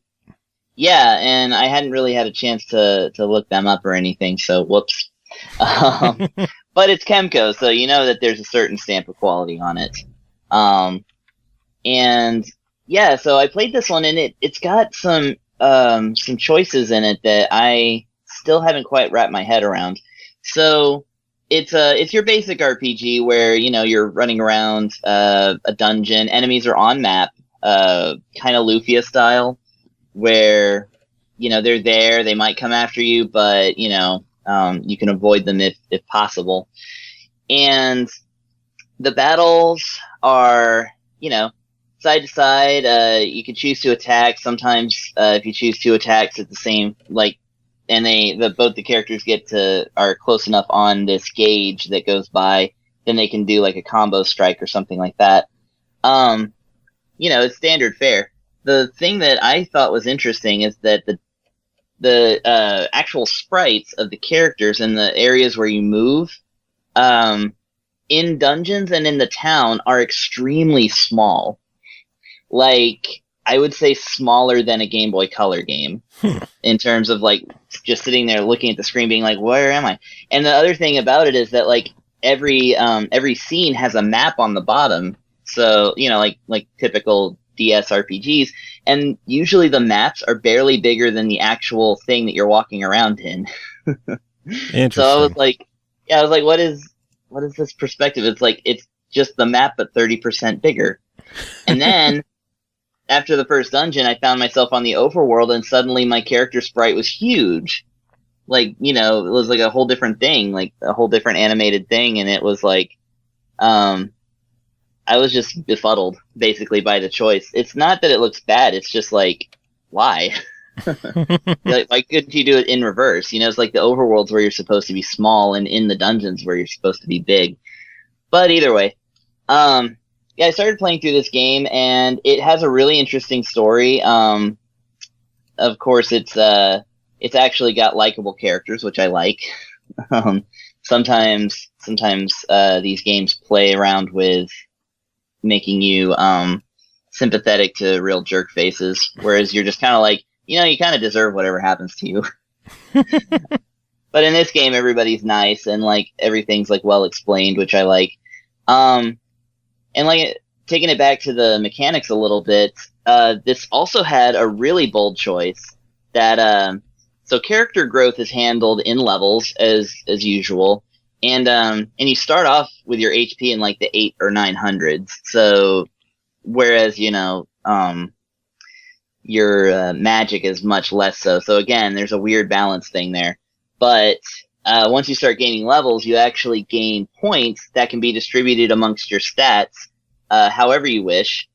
And the game also has a job system where if you pick up certain items that you can even buy in shops and stuff. So like you buy a book and it says knight. And if you equip that book to your character in a special screen, he will start to learn the moves of a knight. They'll all be unlocked as long as you have that book. But if you change the book, then, you know, it's like the Final Fantasy V job system. It's like you can learn these skills, and then those skills can transfer to your next job. But as long as as long as you're in the job, you can use everything that's available. And, you know, there are actually like maybe 4 or 5 moves per book. So it's kind of nice that you don't really get bogged down. It's kind of easy to learn like all the regular moves in the job, so that you don't actually get bogged down like spending 5 hours trying to become a master knight before you move on to thief, you know? Yeah. But the interesting thing, as I said, about the stat growth is that it's never permanent. So let's say you gain 3 levels and you've now got 3 bonus points that you can distribute to stats. You can like put them into your strength while you're a knight, and then once you turn into a thief, or even while you're still a knight, you can take them out of that and put them in a different stat, so that your characters are always moldable. And I've never seen an RPG do that. Like, it's always like, well, you get 1 point to put wherever you want, and you put it in strength, and like, well, okay, you're stronger now, forever. But now you can be like, I want to take 10 points out of strength and put them into magic, since I'm turning into a mage now. And game's like, all right, it's cool with me. And then it lets you do that. That's really interesting. Yeah. And also to counterpoint the fact that, like I said, the graphics are a little bit weird in the sense that they're small and, confusing. It's that the music is glorious. The music is this like CD quality. I want to say it sounds like a Sega CD game because Sega CD games were never too much to look at in terms of the RPGs, but they always sounded amazing. And this one has a full-on vocal theme as a theme song, like when you first turn it on. It's got like this kind of anime intro and stuff. And the music throughout is just like really, really belies like the way the game looks. So it looks average, but sounds fantastic. If to sort of simplify the aesthetic part of it. But yeah, it's really been interesting, like checking out all the different jobs because you wind up like within the first hour of the game, you've already got like 5 or 6 jobs that are available to you, and sometimes you can just find them in chests. Like, I'm not sure how many jobs there are by the end of this game, but if it's anything like the first part of the game, it should be plenty. So I'm having a lot of fun with this one. It's really good. The battles are actually kind of hard. The boss battles are fairly intimidating. You really have to, like, I was throwing everything at this boss and he just kept going. So it took me a while to like eventually take him down. So the challenge is there. And like I said, it's definitely, something where you want to like check out all the jobs and like, get all those skills and stuff like that. And, find out the story. It's typical fare, you're trying to find the item. You befriend the princess who also needs the item because of something really bad that happens at the beginning of the game that she wants to undo. And you, along the way, meet some friends, including this girl who's like really obsessed with the main character for whatever reason. And, also she has like this lady golem robot person with her that's more or less the adult in that relationship, which is kind of great. And, yeah, you just go through and try to find, you have to find this item, you have to find these elemental crystals, which I guess is where the whole elemental part of it comes in. And yeah, looking forward to playing through the rest of this, and it's a good one. Nice. Something interesting I also noticed is that in a change with KEMCO releases, this one's only $8 instead of $10. Yeah, I kind of wonder if that's the developer, if maybe they're newer or something like that. But it felt like a KEMCO like $10 game, so I mean, shaving that extra dollar off is just a bonus, I'd say. From what I see, WorldWideSoftware has been around since 2003, mostly with mobile games. I believe this might be their first. Well, it's not their first handheld because they did a PSP game, but looking at their history, mobile, iOS, Android, iOS, mobile. So it looks like they're mostly mobile focused. So maybe since this is one of their first games available outside of a phone, maybe that's why they went with a cheaper price. But either way, $8. What's your verdict?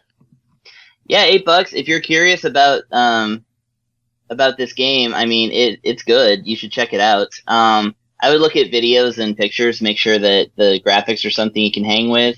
Like, if you say that it's mostly mobile, I could just imagine that they probably didn't spend a whole lot of time like changing up all because the graphics look like they would work on mobile. Mm-hmm. It's just the fact there's also the map there, which is almost the same size. And I'm sure that they were just like, well, this is what we're doing with this other screen. And that's really consistent with all of KEMCO's stuff. Like, they always have the touchscreen map. Yeah. So I think that's probably what it is. But yeah, go ahead and pick it up if you like KEMCO RPGs. This one's right up there with them. Sounds good. And I really, really hope my microphone was picking up my cat Pork. Just meow, meow. I don't know if he sees a bug in the house or what, but he's going crazy right now. That's funny. Pork, what the hell do you want? I can hear him. I hope the mic gets that. Well, Chris, thanks so much for talking about these 2 RPGs. Do you have any final words to sum it all up? Yeah, keep them coming. I love RPGs. All right, next up, we're bringing in our good friend Cole Martin to do a couple of games. Cole, how are you doing today? I'm doing all right. How are you? It's been a wonderful weekend. One of those mouthful of dicks kind of weekend. Oh, always. Anyway, you are here to talk about a couple of games with us today, and we're going to kick things off with Raid World War II, developed by Lion Game Lion, published by Starbreeze. It released September 26th on Steam, October 10th on Xbox One and PS4 for $39.99. 4 prisoners of war, Sterling, Rivet, Kurgan, and Wolfgang, have been freed by Mrs. White, a secret British intelligence operative who needs someone to take down Hitler and the Third Reich once and for all. Their objective is to fight the war without rules or mercy. Their reward is all the Nazi gold they can carry. Nazis, this feels pretty timely, doesn't it?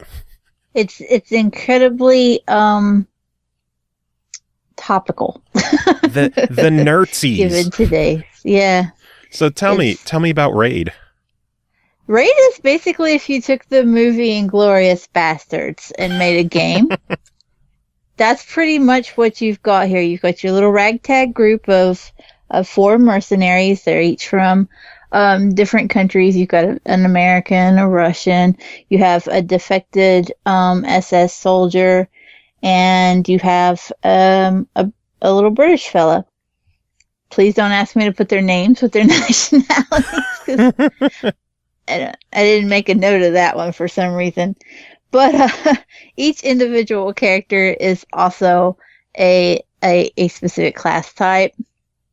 You have, recon, assault, insurgent, and demolitions. With each specific class, you can you have a war cry ability. So kill a certain amount of Nazis, and you will fill this little meter, and you can go into war cry mode. So the different types of specialties are like the recon has aim assist. There will be one specific ability that is given to the character that you are playing as, and then one team ability associated with each class. So you take your group, like I said, it's 4-player. It's cooperative multiplayer. However, you can play offline solo. And basically, Mrs. White will give you missions, and it's very Left 4 Dead, Vermintide-ish in that you just go through the mission, get in, complete the objective, and then escape out. And clearly there's going to be a lot of comparison to Payday as well, since Starbreeze is behind Payday, and they're publishing this game, which I could definitely see the comparisons. It feels like the hub world is very similar to Payday. The 4 distinct classes, it has a very Payday, like even the level layouts have a very Payday feel, even though it's not just go in, get treasure, and leave. Like there's actual missions to do in the game. Are the levels in Payday randomized? I don't believe so. It's been a while since I played Payday, but I'm pretty sure they're just levels. They are randomized in Raid, and this is one thing that kind of threw me off. Even though I knew it, I kind of just forgot it. And when we loaded up a mission, and I was like, oh, I already did this one. I'm going to blow through it. I know where everything's at. And then we started, and I just walked into a gate because I didn't know where I was. And then you guys all went off toward the mission, and I'm standing there going, well, this wasn't here last time. I don't understand.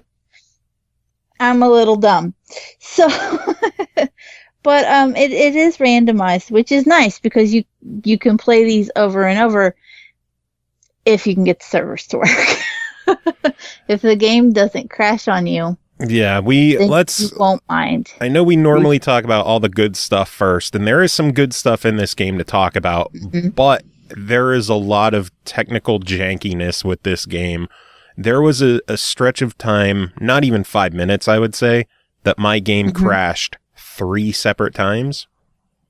And mine crashed as well, but you crashed far more often. I don't know what specifically you did to piss off the raid gods, but they weren't happy with your playing. I don't even know either. Like the one time it happened, we were doing a driving mission, which that's a whole other story for another day. We got back to the base. I went to get out of the vehicle and my system just crashed to the dashboard. Complete, hard crash. And you finished the mission, and I'm sitting there like, why did you finish the mission? I said to wait till I got back in. And you're like, oh, well, this exit area thing clearly isn't the end of the area. But I struggle with directions. But after that, we rejoined, and someone went to join our game, and I think it froze everybody. It froze, yeah. And then Everybody a third locked time, it locked up again on me. And I think that it only happened to me that time. Yeah, that one was all on you. I only had the one crash when somebody joined. And to be fair, there had been other instances of people joining that didn't cause me to crash. It lagged a little, but it didn't full on crash. Yeah, there was a scary one where it got to 98% the one time, and then it just hung for 30, 40 seconds, and then the guy came in and everything continued on. So after those 3 mishaps, we still played together for well over an hour with no other crashing issues. But there clearly are some technical issues in terms of crashing. Even the game itself, it just has a very janky, unpolished feel to it. Yeah, and it starts pretty early when you can't skip that cutscene. You're just like, it's a little depressing to have to sit and watch the same, especially when the game is crashing over and over, and then you have to rewatch that scene. Don't get me wrong, that's a kick-ass scene. Yeah, there's some great cutscenes in the game. A lot of really, really good, funny humor in there. The Hitler stuff. This is weird to say. The Hitler stuff is hilarious. I have never laughed so hard at Hitler in my life, and I feel horrible for that. I swear I am not a Nazi and I am not okay with that shit. But oh my God, you're a Trump supporter. Hitler in those scenes. No, I'm not. I'm not even close to it. But whoever played Hitler in those scenes was really good. Yeah. And by the way, these aren't animated cutscenes. They have full live action cutscenes in the game. Yeah. That are hilarious. I still wish. If you do well. If you do well, Hitler gets pissed and something bad happens to him. And if you do poorly, he laughs at you and he's like, I knew they couldn't do it. There's different scenes, and there's a multitude of them of whether you did well or not. Indeed. God, where the hell was I? We got lost on funny Hitler, which is just a horrible fucking thing to say. But there are 14, I think, if I counted correctly. I probably didn't. Somebody's going to correct me, and that's fine. But there are somewhere around 14 raids available, so there's plenty to do. There's a lot of missions. There's a lot of objectives and side missions. Especially because the raids are split up into multiple missions to do, and they do a good job of changing it up. Like, one of them will be to, just take out these guns at a train station that's like quick in and out kind of deal. Mm-hmm. Others are longer, more involved, where you have to go through this gigantic compound and destroy a blimp. And then there's some driving missions, which the driving in this game it needs work. I think we would jump in the car and then see we were the driver and just immediately abandon the car and be like, nope, and wait for somebody else to get in the driver's seat. A Kluberwagen. The last one in was a rotten egg. Kluberwagen. Yeah, it just ended up of me driving all the time because I could at least somewhat manage it. The handling on the vehicle is rough. There was one point where I was driving down a road and a Nazi truck came at us, and it just knocked the truck in the air and barrel rolled a couple. I think it was all in first person, so I couldn't really see all the fun that happened. But it was, when it was all said and done, I think our vehicle was upside down and we were still in it, and then it just respawned to normal with us still in it. It was, I don't know, I was not a fan of the driving sections in the game. It was just incredibly janky, for lack of another word. Yeah. It's just, you weren't really sure what was going to happen. It was not smoothly animated. That's a good way to say it. If you do play solo, you can play with 3 bots. They are not always the smartest AI. You can, for some reason, sometimes they will revive you, and that's fantastic. And other times they will let you die 3 centimeters from the escape box. And that's a huge pain in the ass because then Hitler laughs at you. So, like, having to replay the mission was not punishment. Punishment was being laughed at by Gigabox Hitler. Yeah, but, I'll say this. If you weren't a fan of the AI in the Payday games, make sure you have friends for Raid, because the AI is not that impressively good. I played solo, and then we played as a group, and I far more enjoyed the game as a group. It was just so much more functional, and you guys were helpful in that, if you opened boxes and there was ammo, because I was constantly running out of ammo, and you guys would be like, oh, it was over here, as where the AI will just stroll off right past all of the boxes, and you're left sitting there lockpicking all the boxes while the Nazis descend upon you. I like the fact that I used a shotgun with a maximum of 30 bullets, and you ran out of ammo significantly more frequently than me. Yeah. I was using the carbine, but once I started using the LMG, I don't remember the proper name, I think it was the bar or something like that, it went much better. But the carbine just does not do the amount of damage that you think an assault rifle is going to do. And that was one thing that kind of bothered me. I don't feel like the weapons were particularly balanced. I could take somebody down with 2 hits from the bar, but I could sit and put 4 shots from the carbine in a head and not even get a headshot. I'm like, okay, well, next, By the way, I enjoy the fact that headshots in this game result in a disappearing head, because it just gets obliterated. Pops off. Yeah. Yep. There's even an achievement, I think, for removing 100 limbs. I got it when we were playing. So that's much easier with the LMG as well. But yeah, there's one for removing 100 limbs. Yeah, anyway.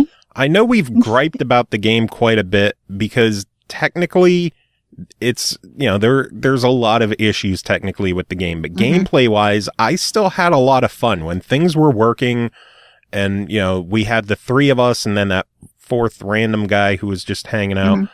Like, it played really well. It was really fun. Lots of laughing, lots of cursing, only part of it directed at the technical issues of the game.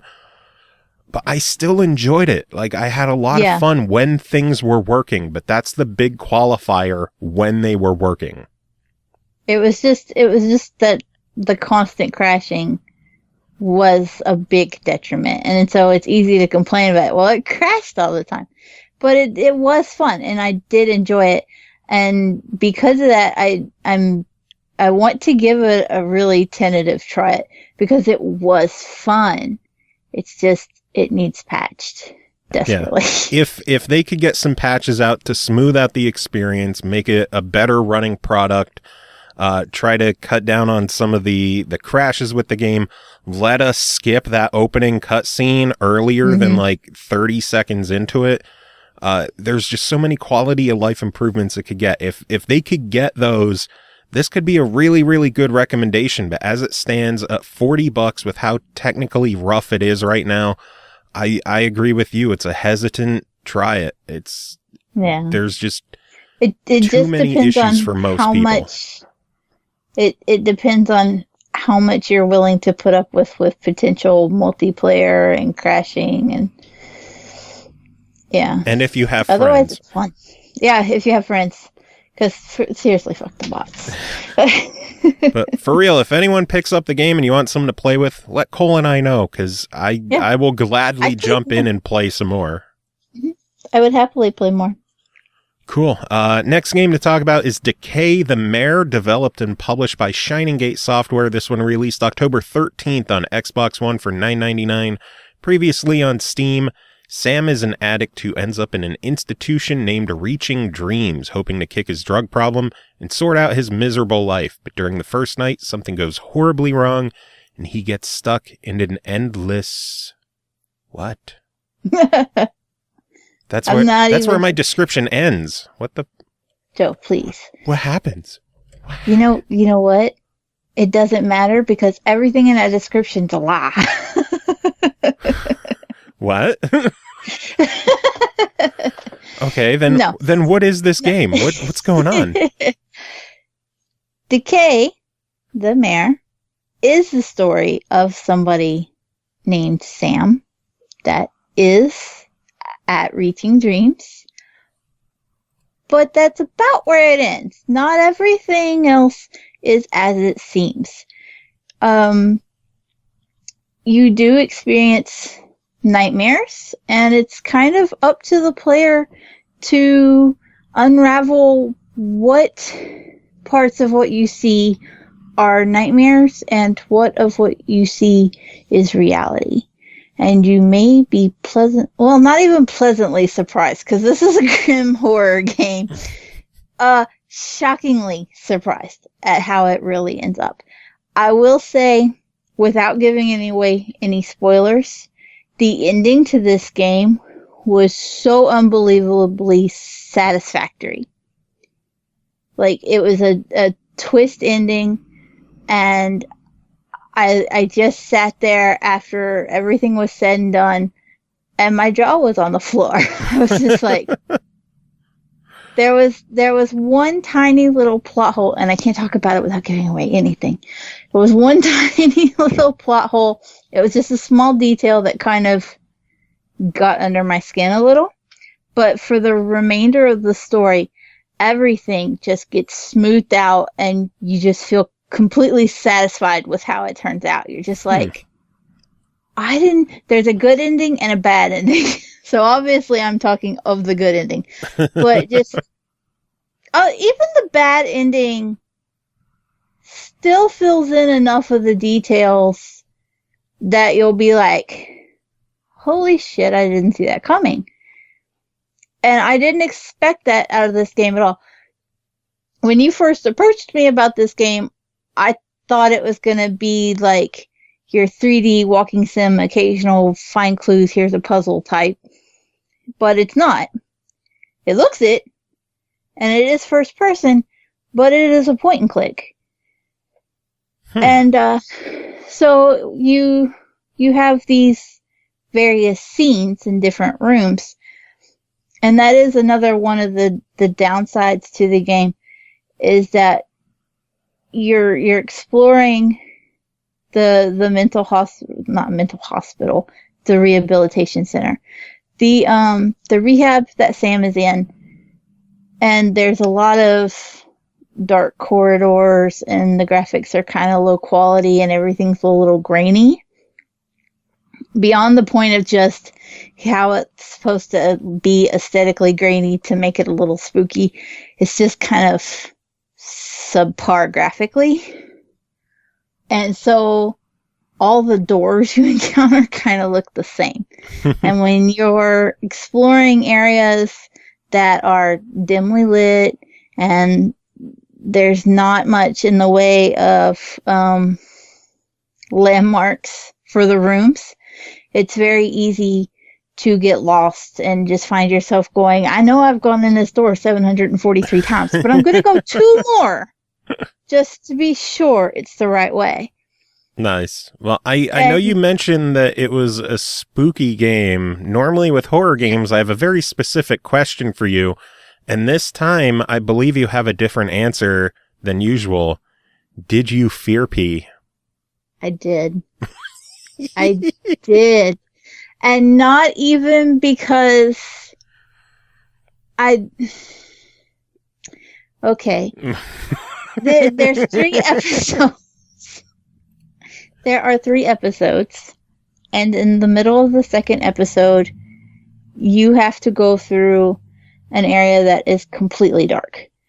And if you have solved the previous puzzles properly, you are armed with a camera, like a Polaroid. And so you take a picture of the room, and the flash lights it up enough that you can, for a second, see where you're going. So, and since it's point and click, obviously that just moves you to the next scene. And there's 3 or 4 scenes in this one area that you must move through. You don't have to collect anything in these areas because, of course, it's pitch black and all that. But you can't move forward to get out of it without using the camera. I saw something when I was leaving this area that wasn't there when I went through it the first time. And it scared me. And I feared Pete, and I screamed, and my kids heard me. That sounds like a ringing endorsement. Yeah, it really is. I wish the graphics had just been a little better, but in all reality, I really liked this game. The puzzles weren't difficult to the point where like you want to pull your hair out because you can't figure it out, but they were creative. Like in some instances you would need a code, and you would have to use like a magnifying glass to see the code, but it would be upside down, and so you would need to flip it. But of course it would be numbers that wouldn't look upside down, so you'd think it was 6861 that it looked like, but it was really 1981 that you needed. So you could sit there forever and just type in 6861 and be pissed it wasn't working until you thought about it differently and flipped it around. While it seems like Sam's rehabilitation is the major focus, it's not entirely true. And the first episode, everything is incredibly weird and erratic, and it's almost like they didn't have any kind of idea of where they were going with it. But by the time you get to episode 2, there's an actual mystery that has evolved out of the chaos of episode 1. And by episode 3, it starts to finally make sense. So it's a slow burner of a game, in that if you only play that first episode, you're going to be like, I have no idea what the fuck this is. This is the worst thing I've ever seen. Why did this thing? Who even made this? By the end, though, you're like, I have questions. Who hurt these people? So basically, this is something that if you're going to go into it, you got to make sure to see it through to the end. Yes, see it through to the end. Play it, because I kid you not, the solution to it all makes so much sense, and it's just such a shock, and it's really well done. So anyway, I guess the big question is, since it's something you've got to see through to the end for $10, if people have the time and money for this, what is your verdict? I give it a buy. It's actually a pretty quick game. I think I probably did it in under 3 hours, and that was without a guide. And then, even still, I only missed one achievement in my playthrough. So with a guide, I was able to go back and get that in like 30 seconds. Nice. When I saw the one I missed, I was like, oh, come on. And it related to that camera, but yeah. And if Shining Gate Software is looking for a quote for their trailer, just I fear peed, the SML podcast.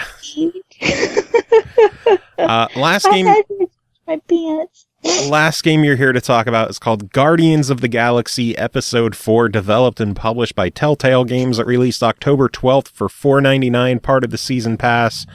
A lot of story to this, so just give us the info. How do I normally feel about Episode 4? You always are least favorable of Episode 4s because it's like the calm before the ending storm. This one, I'm not going to say that it broke the mold, but it did have a lot happen to a point that I actually felt like I was playing a finale more than I was playing a 4th episode. And I do believe I complained that episode 3 felt like episode 4. Yeah, I remember that. So I'm not sure where it's going to go from here. And normally, at least, by the end of episode 4, you have some kind of idea of what to expect for 5. I don't know where this is going to go. As usual, I'll have a spoiler or so from episode 3, so that's your warning, and here I go. At the beginning of episode 4, the Eternity Forge is broken, and Hala, who was hugging her son that she tried to bring back, she absorbs the power because she is near the forge when it breaks. She absorbs that power, and now she is some kind of omnipowerful force where even when one of her soldiers touches her, he dies immediately. So the Guardians are in a pretty fucked state at the beginning of episode 4. They do manage to escape Hala at that time, and they're then forced in a cave. They become trapped in a cave after they escape from Hala, where they make a new friend, and it's up to players to find a way to get them out of there. But of course, their new friend, as usual, leads them to more trouble. I don't think the Guardians ever manage to make a friend and just be like, yeah, we're friends now, and that's fine. This always leads to bullshit somehow. This time's no different. So they manage to get in trouble to the point that when they're trying to decide what to name their new friend, Rocket tries to name him It's a Death Trap. So you have some options, and that is one of them.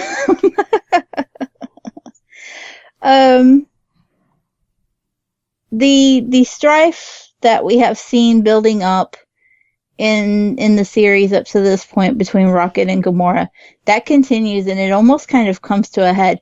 At this point, every major decision has pit the player to where they've had to choose Rocket or Gamora. It's like there's been a couple of occasions of like, oh, Gamora and Drax, but it's been primarily, are you going to side with Rocket or are you going to side Gamora? Either way, you're going to piss one or the other off. So, for my sake, when I started playing this, I made the decision, no matter what, I was Team Rocket. Rocket wins all arguments. This was a dumb decision. Not in that it has affected anything that can't be repaired, but in that I feel like I've shorted myself of some storylines by not weaving a little bit more. But I have taken on Team Rocket, and I am sticking to that. And this did, however, choosing to go with Rocket over Gamora, did lead to seeing some of Drax's backstory. Now, if you're familiar with Guardians, you know that Drax has lost his family, his wife and his daughter. So with the help of Mantis, who up until this point, Mantis has served to allow Peter to visualize others' memories of their loved ones. This is how in episode 3 we saw the moments between Gamora and Nebula and Thanos. So for episode 4 we get to see Drax and with his daughter. It's kind of a shock where that leads to with Drax, because it's incredibly emotional, that scene, but it also feels like it's kind of a sudden stop, because Drax doesn't have a huge story arc in the Guardians game. No. He's a pretty heavy background character. You can talk to him, you can interact with him, he's there. And there is the one instance where you can choose him or Gamora, but ultimately he just kind of fills your shoes when you're not there. Like, oh, I went with Rocket, Drax went with Gamora. So, or vice versa. So it's a little odd to have such a heavy emotional point with Drax in episode 4 and have the other Guardians react to it the way that they did. And it sounds like going any further into this would ruin the experience for anyone else. Yeah. And that's why I'm stopping there and going back to my notes. But this is definitely one of the more emotional episodes. And like I said, it just felt more like a finale. Even on the stats screen at the end, some of the stats that it gives, you're just like, well, that's not typical until the end of the season. So what's going to happen now? What's left? So I'm assuming for episode 5, we will probably have a final face-off against Hala, but I don't know how that's going to go given the events of episode 4. Well, I am very eager to hear how things turn out, but for $5, part of the season pass, what are your thoughts on episode 4? I give it a buy it. I do. It's a good setup. It's a good setup for 5 because you don't know what to expect going into it. No. But it is also a good closure for the previous 3 episodes in a way. So if you've played the other episodes and you're looking for where this is going to end up, you definitely don't want to miss 4 because that kind of emotion that is a big part of the episode is you're gonna not want to miss that. So all those people like you who expect the 4th episode lull, they should definitely pay attention this time around. Yeah, I was really expecting it to just be like, okay, well, we're gonna fly in space and maybe something will happen. But I put the controller down at the end of it, and I was just like, well, fuck. Now what? Now I'm excited to hear about episode 5 whenever that one's ready. But thank you so much, as always, for coming on and talking games, and I know you'll be back soon. Yep. You can't get rid of me. All right, moving on. Next game to talk about is called Balance City, developed and published by Fernando Cordoba, released September 21st, 2016 on Steam for $7.99. So kind of curious why we're covering this now, but I'm guessing we might have some answers. Thanks to our good friend Tom Miller. Tom, how are you doing today, sir? Yeah, I'm doing pretty well. How are you? I'm doing all right. This one was offered to us, and normally we don't cover older games, but if it's offered to us, I mean, we're gonna cover it, right? Yeah, I mean, I was checking it out, and it, I guess, got released over a year ago. But we're doing it, so let's go. Was there like a recent patch, or was it like an early access thing or something? So I don't think it was early access. They did the last patch was a couple months ago. It looks like they just added a new scenario. So no, that might be it then. I don't know what's going on. I guess maybe they were just trying to get the word out there a little bit. Maybe. Well, anyway, Balance City is a city-building balance physics game. It's a mixture between old-school SimCity and Jenga. You must build the tallest towering city over a balancing platform while keeping your citizens happy. Sounds really interesting. What are your thoughts on this game? Yeah, so, there are certain games where you hear the description of them, and you're just like, well, I wouldn't have thought of that one, and this is absolutely one of them. So, the SimCity meets Jenga thing, that is, I feel like it came out of a game jam or something, but it's really creative, and I've never, I would never have thought of that. So what you're trying to do, so the playing field of Balance City is you're on this flat plate. I'm making gestures with my hand to describe what it looks like, and that's not going to work. It plays very well in audio form. Yeah. Yes, but picture me holding my hand sideways like it's a table. So you're on this flat surface, and you're suspended over this abyss. I don't know why they decided to build a city there, but whatever. And so you're on this platform that's balancing on top of a spire. And what you got to do is you got to build a city up. And if you have too much weight on one side or the other of the platform, it'll tip over. Everybody is going to fall into the abyss. It's terrible. And the game isn't terrible, but the fate of the people. Everybody dying is. Yeah, everybody dies. Yeah. That's the terrible thing. Yeah. So it actually does feel like sort of a simplified SimCity. You have you can build houses which turn into apartments as you stack them together, and you can build different office buildings, and you got fire and police and medical stuff.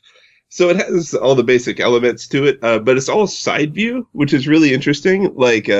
So you have to build everything is built in the form of giant towers, and it's just kind of an interesting take on it because you only have the one plane to think about, the one dimension that you're building on. And it's interesting because like you can get some fun situations, some like panicky situations where you accidentally put more weight than you should on one side of the platform. Then you're just quickly like, oh shit, you got to build like 10 houses immediately. Like just like frantically clicking the button. And, it's kind of like, it's kind of ridiculous, but like, I appreciate that they did it, that they actually made the game. So there's both a free build mode, where you do whatever. And then there's also a bunch of different challenges and different scenarios, like there would be in SimCity. Like, you have, it's like a reimagined version of real world cities. You can do like New York or San Francisco, or they just added Seattle to it. And like they each have their own problems. You gotta like, make better houses or like stop things from setting on fire or do whatever. So I don't know. There's quite a bit of variety to it, but it is all very simple in the way it's presented. But the challenges I thought were like kind of the highlight of the game for me. They have stuff like, there are like, there's one where there are two islands, and one of them is like sort of like the shanty town on the lower level, and then there's like these like huge office towers where like all the rich people are, and you have to build like this massive stack of like stack of shacks to get up to the upper level and try to like take over and get the people to be able to have jobs and stuff. I don't know. It's a really weird and interesting just way that the game flows. It reminds me a lot. I don't know if you've ever heard of it, an old board game called Topple. I think I might have played it. Where there's like a balancing platform on a tiny little pedestal, and you have to put little chips on there without toppling the thing over. That's what it reminds me of. Yeah, I can totally see that. It's such an obscure board game that I don't know if many people have heard of it. Yeah, I think I might have like vague memories of it from when I was a kid, but I'm not sure. And there's also a nightmare scenario that they added for Halloween last year. So there's like everything is all dark, and there's like this creepy clown instead of the regular guy who like disappears from the screen and then jump scares you, which is like, I never thought I would have a jump scare in a SimCity game, but here we are. And then I went to a different level. I do like the look of the game. I appreciate the fact that they have these different scenarios with different city landmarks that you can include in. Yeah. So what did you think of this game? For $8, what do you think of it? So it's a super novel idea for a game, and it's fun to play around with, but like, the one thing I haven't mentioned is that like you have disasters like in a SimCity game, but like in a game where it's all physics based and like all 2D and all on one plane, like I don't know if you've ever played Jenga and like there was a big earthquake in the middle of the game, but you're not playing Jenga anymore after that. So it's like, it does feel sort of there's like some sort of cheap feeling difficulty, which is kind of a hit against it. But like, it is such a weird and cool idea that like, if you're into puzzle games, into like physics based stuff, I'd say it's probably worth a shot. And because it's older, it's probably going to be pretty easy to find on sale too. So I'd keep an eye on it if it's something that sounds interesting to you. Sounds good. Plus, it's only $8 to begin with. So yeah, exactly. Cool. Sounds good. The other game you were here to talk about is called A Hat in Time, developed and published by Gears for Breakfast. It released October 5th on Steam for $29.99, coming later this fall to Xbox and PS4. In A Hat in Time, you play as a tiny space-traveling girl with a big top hat. Her adventure is halted when all her fuel is lost and scattered across a nearby planet. Hat Kid must now jump, fight, and stitch new hats to make her way into every nook and cranny of this new world in order to restore her fuel and resume her journey. What did you think of A Hat in Time? Oh man, this game, Okay, so a little bit of history. Like, I remember seeing this game when it was first announced, and they had like the very first playable build. And I think I know I saw somebody on YouTube. I think it might have been like Northern Lion or somebody playing the first demo of it, and I was thinking like, it looks okay. If it gets polished more, it'll probably be worth playing.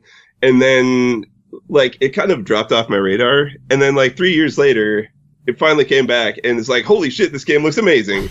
And they were polishing the hell out of it. And like, I don't know, it's one of the most just like instantly charming games I've ever played. Like, the levels they're huge, they're super detailed. They have such nice like atmospheric touches to them, but also a great sense of humor. And every stage that I played really does bring something new to the table. So the influences of this game are like the main things they say are Banjo-Kazooie and Super Mario Sunshine. So like old school, like collectathon platformers. Mm-hmm. And, it really does take more, I think, from the Mario side of things, where you have like you visit each world several different times, but each time it has different elements that are changed. And it really does. It often makes it feel, well, sometimes you are literally playing a different level in every act of a world, but sometimes there are different environmental changes, like the weather has changed, or in one level, like all the water gets replaced by lava because that happened. But it's just everything in it has like so much charm and so much joy put into it. And it also controls great. Like in a 3D platformer, if you have bad controls, like you're done. But like it's so fluid. You have like a really simple move set, but you get the different hats over time, which give you different moves. And so like, but everything's just so tight, and you have like, there are some really weird, like complicated platforming bits, but even that, it doesn't feel unfair because like, that the controls are just right there. And there's some weird camera stuff, but it's 3D platformer, and so there will be weird camera stuff every once in a while. Yeah, so, okay, one more thing, and then I want to get to a point that I wanted to make, but I want to do one more, like, really positive thing about this game first. I know what you're getting to, and... Yeah. Like, I've heard so much good about this game, but I've also heard that there's one thing in particular that's turning a lot of people off, and we can't just ignore that. Yeah. So the one other thing that I wanted to mention is that the music is great. Grant Kirkhope, the composer for Banjo-Kazooie, is not on this game. I think he actually did write a few tracks for it, but he was gonna be part of it, and then he dropped off. But the composer, Pascal Michael Stiefel, he just knocked it out of the park. He wrote 78 tracks. The soundtrack is available as side download on Steam as well for $10, which is totally worth it. And it fit perfectly. Okay, so as you can tell, like this game a lot. One of my favorite 3D platformers in a long time. As part of the Kickstarter, they had an incentive where you could get a voiceover cameo in the game. The voiceover cameo went to a guy who goes by the name JonTron, who you might know from a lot of things. He was on Game Grumps for a while and did, YouTube, and then he did a bunch of shit. He seemingly went insane. Yeah, he was all into the whole Gamergate thing, and he made all these racist ass rants, and he had a feature on Breitbart, and that just sucks. And it's weird because it's such a small part that he has, and you might not even talk to the character, but it just added this whole weird layer of mental gymnastics to the game that was just kind of a buzzkill to me, Yeah.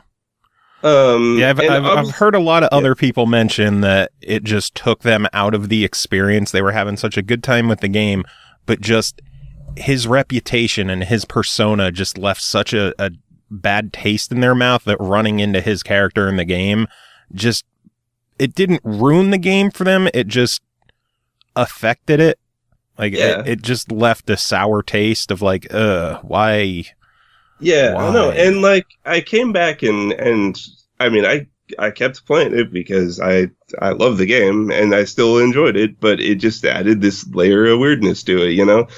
And, I mean, obviously your mileage will vary on it. Like, I don't know. I'm personally pretty bad at separating the art and the artist and stuff. And, you know, if it's not a thing to you, then it's not a thing to you. But like, it's just it was a weird thing for me. No. I mean, there's still people who can't go back and watch like old Chris Benoit wrestling matches because of the things that he's done. And while like murdering your family isn't the same as being featured on Breitbart, it's close.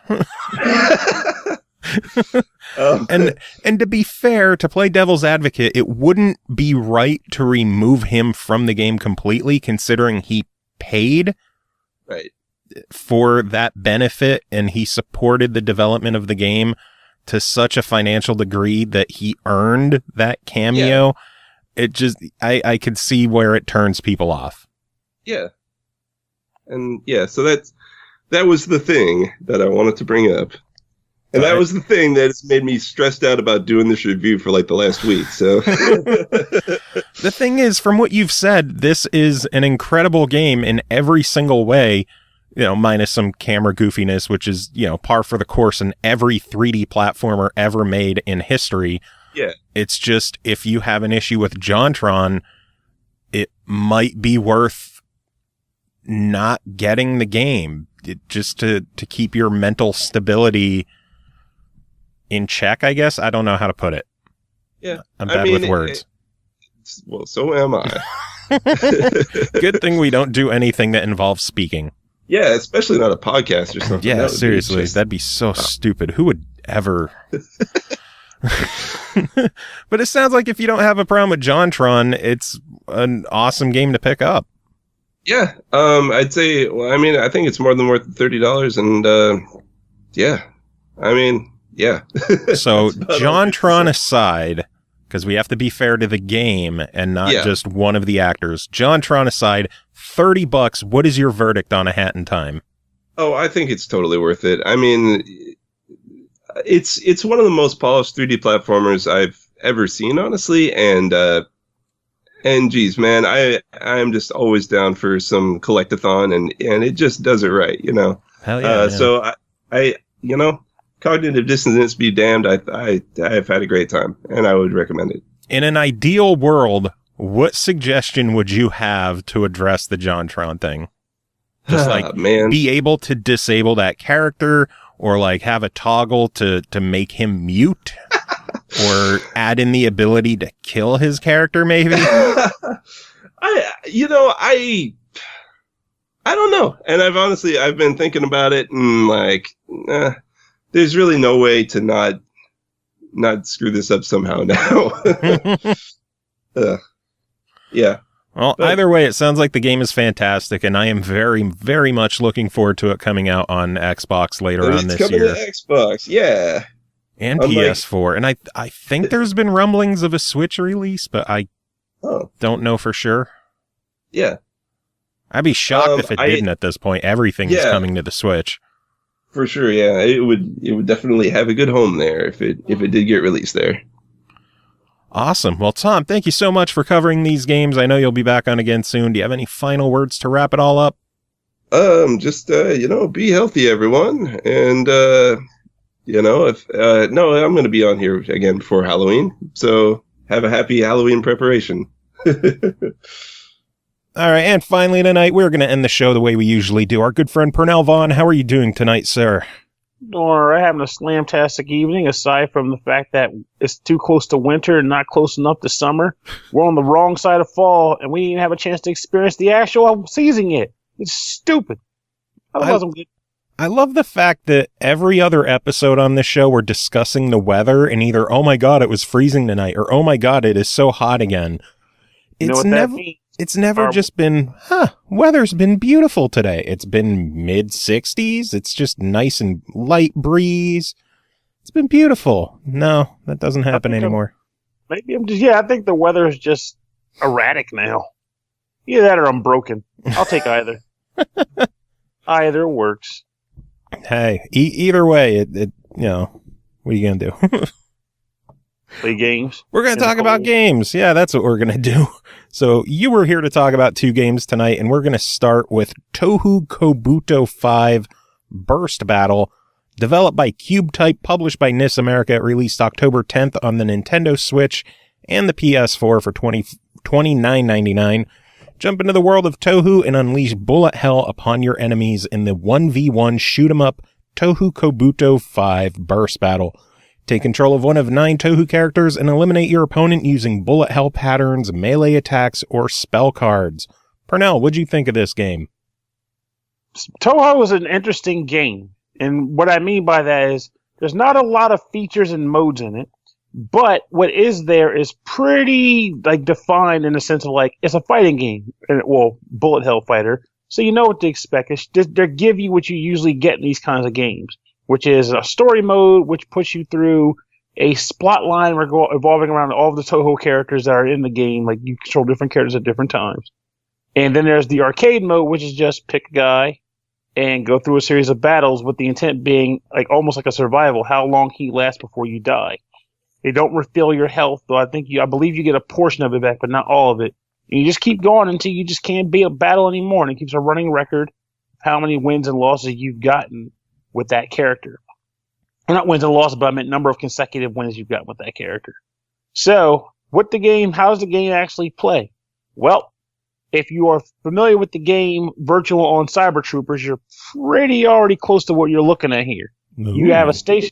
Oh, yeah, exactly. It's pretty interesting in that regard. The only thing I wish it had, Cyber Trooper has, is a more variable battlefield, with cover and things like that. But every level is just a flat square surface with no cover. So you are a character who can do ground or air dashes. You can do one of 3 different types of attacks that all revolve around some form of bullet pattern, like a bullet hell shooter. Like, one character might have a spray of fire or a spray of bullets that go out like a peacock feather wing and then come in and close on the opponent. Or they'll have a large spherical orb that will chase after them. Or any number of frickin' things, ground chasers, homing missiles, everything. They cover all the gamuts in this game as far as types of bullet patterns a character can have. And each character has 3 types corresponding to the A, Y, and X buttons. You'll pretty much have to get used to or familiar with all the characters to be able to pull off, a sort of Street Fighter balance, counterbalance, gameplay structure, which I can't imagine a lot of people having the mental fortitude to do. You're likely just going to pick a character you like and not die. That's you can. There are also, one thing I didn't quite grasp in the overall sense of how the game works, but I know it's there, is there are super moves that kick off based on certain phases that you are in a fight. And what has happened with it, I'll be battling a person, I'll be fighting for a period of time, and I'll hold down, say, the A button, which is one of the attack buttons, and it will eventually trigger a specialized move. The screen will freeze, it'll prop the name of the move in the corner, and I will unleash it on the opponent. And sometimes the opponent does the same thing to me, where all of a sudden the game will freeze and I'll get hit with their super move. And that's pretty much the game. It's 1-round battles, unless it's something in the options that I didn't quite grasp, but it's 1-round battles, knock down, move on. And honestly, I had fun with this game. I enjoyed dabbling around with 3 of the different characters on here. There's a total of about 9 or 10. But I dabbled with 3 of them. And overall, I was having fun with it because it invoked feelings of Virtual on Cyber Troopers, a game type that I haven't played in a while. And quite frankly, if you're listening to this podcast and you don't like Virtual On, I'm sorry, you're missing out. So, the game itself is $30. Again, like I mentioned before, there's an arcade mode and a story mode. Those are the primary modes in the game. If you are okay with that in a fighting game, that is cool. You can have that. But for the most part, just know what you're getting going in.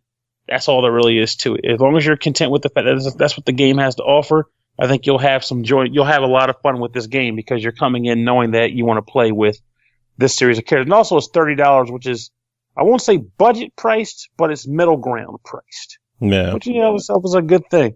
So. Yeah, it's not packed with features, but it's also not a full price game. So you kind of have to have your expectations in check. Exactly right. My question is, how well does it play on the Switch? Fantastically. How fantastically does it play? I'm playing it right now while I'm talking to you. And I'm having no problems doing so. The controls are fine. The method that which I play, so that people are aware of that at least, is that I use the handheld mode. I almost exclusively play Switch as handheld mode because I prefer it that way. And I've had no problems with it. Smooth frame rate, no slowdown, and thankfully with this game, that's the case because this game requires full speed motion because it's a pretty frantic brawler. It's just pleasant. Like it works well. There's no hiccups. I don't have control problems. I remember fighting the sticks. And while I know I've heard people play games where they complain about dealing with, say, the cross pad buttons on the left-hand side. One, this game you're most likely better off with the analog any freaking way. But even with that in mind, if I'm using the cross pad buttons, I've had no issues with those either. They're pretty straightforward. Just I don't recommend using them because you want to deal with a lot of diagonal dashing and stuff on occasion. And this thing, as you know, probably from dealing with a Switch, those cross pad buttons aren't good for diagonal movement. No, man, no, not at all. Any game I think that requires a solid D-pad, you are much better off doing it docked and using a Pro Controller. Mm-hmm. Yeah, but thankfully I haven't even bothered with the Pro Controller, but I almost love hearing stuff like that because, wait a minute, you said you do prefer Pro Controller? If I need a D-pad, yes. Oh yeah, for sure, definitely. Yeah, I would not use these buttons for crap if I need the true D-pad control. Mm-hmm. This is just, and I understand why it's like that though, because it was meant to be said if you had to remove them and use individual controllers, everybody has a button layout. But it makes sense, but it's just not ideal in all situations. But it's good to hear it works with Burst Battle. So for $30, what is your overall verdict? If you like Toho in general and you're okay with the idea of bullet hell combat, it's a buy to me. But otherwise, it's a skip because, again, light on features. So if you want this game, you have to come in knowing that you're ready for specifically picking a character, learning how to use that character, and brawling against other people, preferably that use different characters. So sounds good. I've been considering this one myself, and maybe we'll have to fight each other one of these times. I'm gonna win, but sure, that's great. Great for me. All right, and final game tonight, Yono and the Celestial Elephants, developed by Neckbolt, published by Plug-in Digital. It released October 12th on the Switch and on Steam for $14.99. Elephants are mighty protectors of the world, born from the stars once per millennium. This is the age of elephant Yono, but Yono is still so very young and in a kingdom inhabited by feudal humans, undead bone whites, and robotic mechani. It's not easy to keep one's trunk out of trouble. Ready your trunk. It's time for an adventure. If people somehow missed our interview with Nicholas Hallen of Neckbolt when he was on the show to chat about Yono, Parnell, what is this game? Glorious. I love Yono. It's really simple. It's a I don't want to say RPG because that would be a disservice to the genre in this game in particular though. But it is an adventure game starring an awesome, cute cartoon elephant that carries a very serious tone. He comes down from the heavens and he is tasked. He has no idea what his purpose even is. He just knows that he is an elephant and he is there to help people. He bumps into the best way to describe it is a circus girl who essentially immediately attaches herself to him and accompanies him on his quest to figure out why he's actually been summoned to this planet. In this world, elephants, as you mentioned, are celestial, magical, almost godlike creatures. And every time someone comes across them, they're almost enamored by the fact that this elephant person is running around, and they are hoping that means either a good sign or a bad, and not hoping for a bad sign because, of course, they also know what that is. And your journey across this planet involves you walking around in a Zelda-esque fashion, exploring the terrain, and essentially taking on side quests, helping people with their problems, whether it's doing a love letter / bouquet swap with a lovelorn couple, or doing an item transfer between families, or figuring out why this guy just can't happen to find this cool hat. There's a number of just interesting side, like small quests. And an interesting component about this game that I come to like, and we actually did address in the interview with the guy that created it, is that it has a weird emphasis on giving you nothing. And what I mean by that is rewarding you with nothing. So, physical. Rewarding you with nothing physical. I better clarify that because somebody's like, giving you nothing? What the hell am I playing this for? So, you are basically, like I said, the elephant is there. He just wants to help people. So, every once in a while, you'll be requested to do something for a person. And you'll go out of your way to go through the steps to help a person out. And sometimes you'll get a heart container piece, or whatever they call them in this game, a heart token piece, which is, of course, in typical Zelda fashion, 4 heart tokens fills 1 heart token hole, which gives you an additional health container. You'll sometimes get that, but beyond that, you never really get rewarded with anything. Sometimes a person will say, hey, I got some money. You'll go, nah, I don't need that. You'll take it. And unlike other games where the game has another stage where the guy go, no, I insist, and you get blinged out, in this game, you literally tell them, I don't want your reward. Just smile with me and let's have a good day. Sometimes you'll do a favor for a greedy person, and he'll be like, here's your 1 gold, you losing elephant, you loser elephant. And you'll just not even care. You're just like, whatever, I did my job and I'm ready to move on.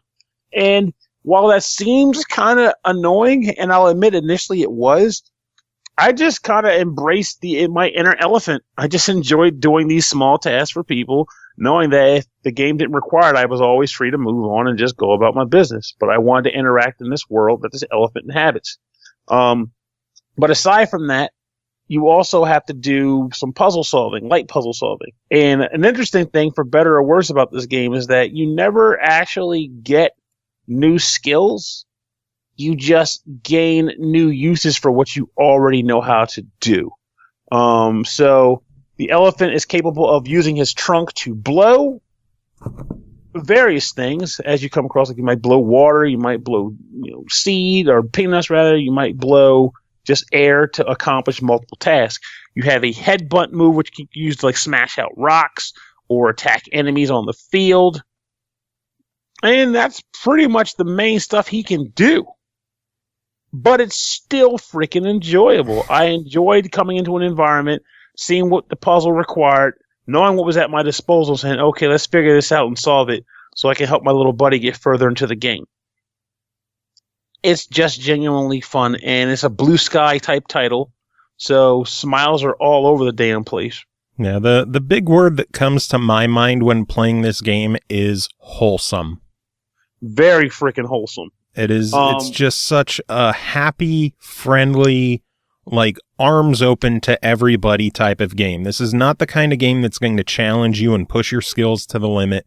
It's the kind of game that you're going to want to play and just smile and enjoy the experience. This isn't trying to be the latest Zelda game with, action-packed combat scenes and the most brain-busting puzzles this side of the Mississippi or whatever the fuck you want to say. It is just such a happy, wholesome game that fills you with smiles and joy. And I think the world needs more games like this. This is true, because I, as a man who loves difficult games, sometimes I don't want that. Sometimes I want the game that makes me happy. Don't get me wrong. I'm not even specifically saying dark, demonic world in need of a savior. That's also really easy to play. No, I mean the entire enchilada. I want a positive, smile-inducing game that also is not extremely challenging. Just kind of allows me to move on and experience the events within that make me happy to embrace them, not need to work to earn them. Mm-hmm. There's a time and place, and this is definitely one of those times in that place where just hanging out with my old boy Yono and get my water drunk on is a perfect idea of a good time in a game. And the thing I love that with this being a digital game is that you could, if you have your Switch on you, you could play it anytime, anywhere. I have had, between console issues, TV issues, cable box issues, windshield issues that we've had with our car. We've had so much shit going wrong around our house lately that it was so nice to fire up this game and just zone out and smile and be part of a happy world of joy and friendliness for a while. Yeah, I was about to say, you sound like you need a dose of Yono. I do, man. I fucking... Vitamin Y. I'm sure people are going to hear this episode or the episodes before it, and like my attitude shifts drastically from person to person and review to review based on who I'm talking with. It's just been like, past few weeks have been soul crushing, but games like Yono and the Celestial Elephants keep my smile on my face and just help me relax and enjoy life. Mm-hmm. And that's definitely a very good way to put this game. And I think, honestly, I feel like I pretty much described it to the letter. Like, there's not a lot of stuff to go into aside from that element. Like, it's just fun. Yeah. Like, there's even as far as like, feel like you might have missed a secret. Like, that's not even a thing. Like, yeah, there are treasure chests, and there might be a side quest you might have missed here and there, but it never feels like you're pressured to do it. You're just there. There's a backtracking system in the form of a railway system, but I never felt like I had to use it, except for like maybe one or two times just to kind of go back and double check a thing. I never felt compelled to need it. It's just fun to progress and see my elephant fun friend discover himself. It's just great. So I guess it comes down to final question, $15. What's your verdict? I was going to buy this game before the review came to us. That doesn't change. I still recommend other people buy it. I actually have the experience to actually feel like my purchase would have been validated. Mm-hmm. My verdict is, if you are someone who is looking for a challenge in a video game or like a hard-hitting dramatic story, in the wrong house, fool. Play this game anyway. Change your expectations and just buy this game and enjoy it. I love that you put a flim flam on me, because I thought you were going to go with a don't buy this if you're looking for that. You're like, no, screw that. Buy it anyway. Gotcha, bitch. In real life, you don't need it. You flim flam me, man. Yeah, but like if you're in the mood for a hard-hitting action-packed game, you play enough of those. Change it up. Play this.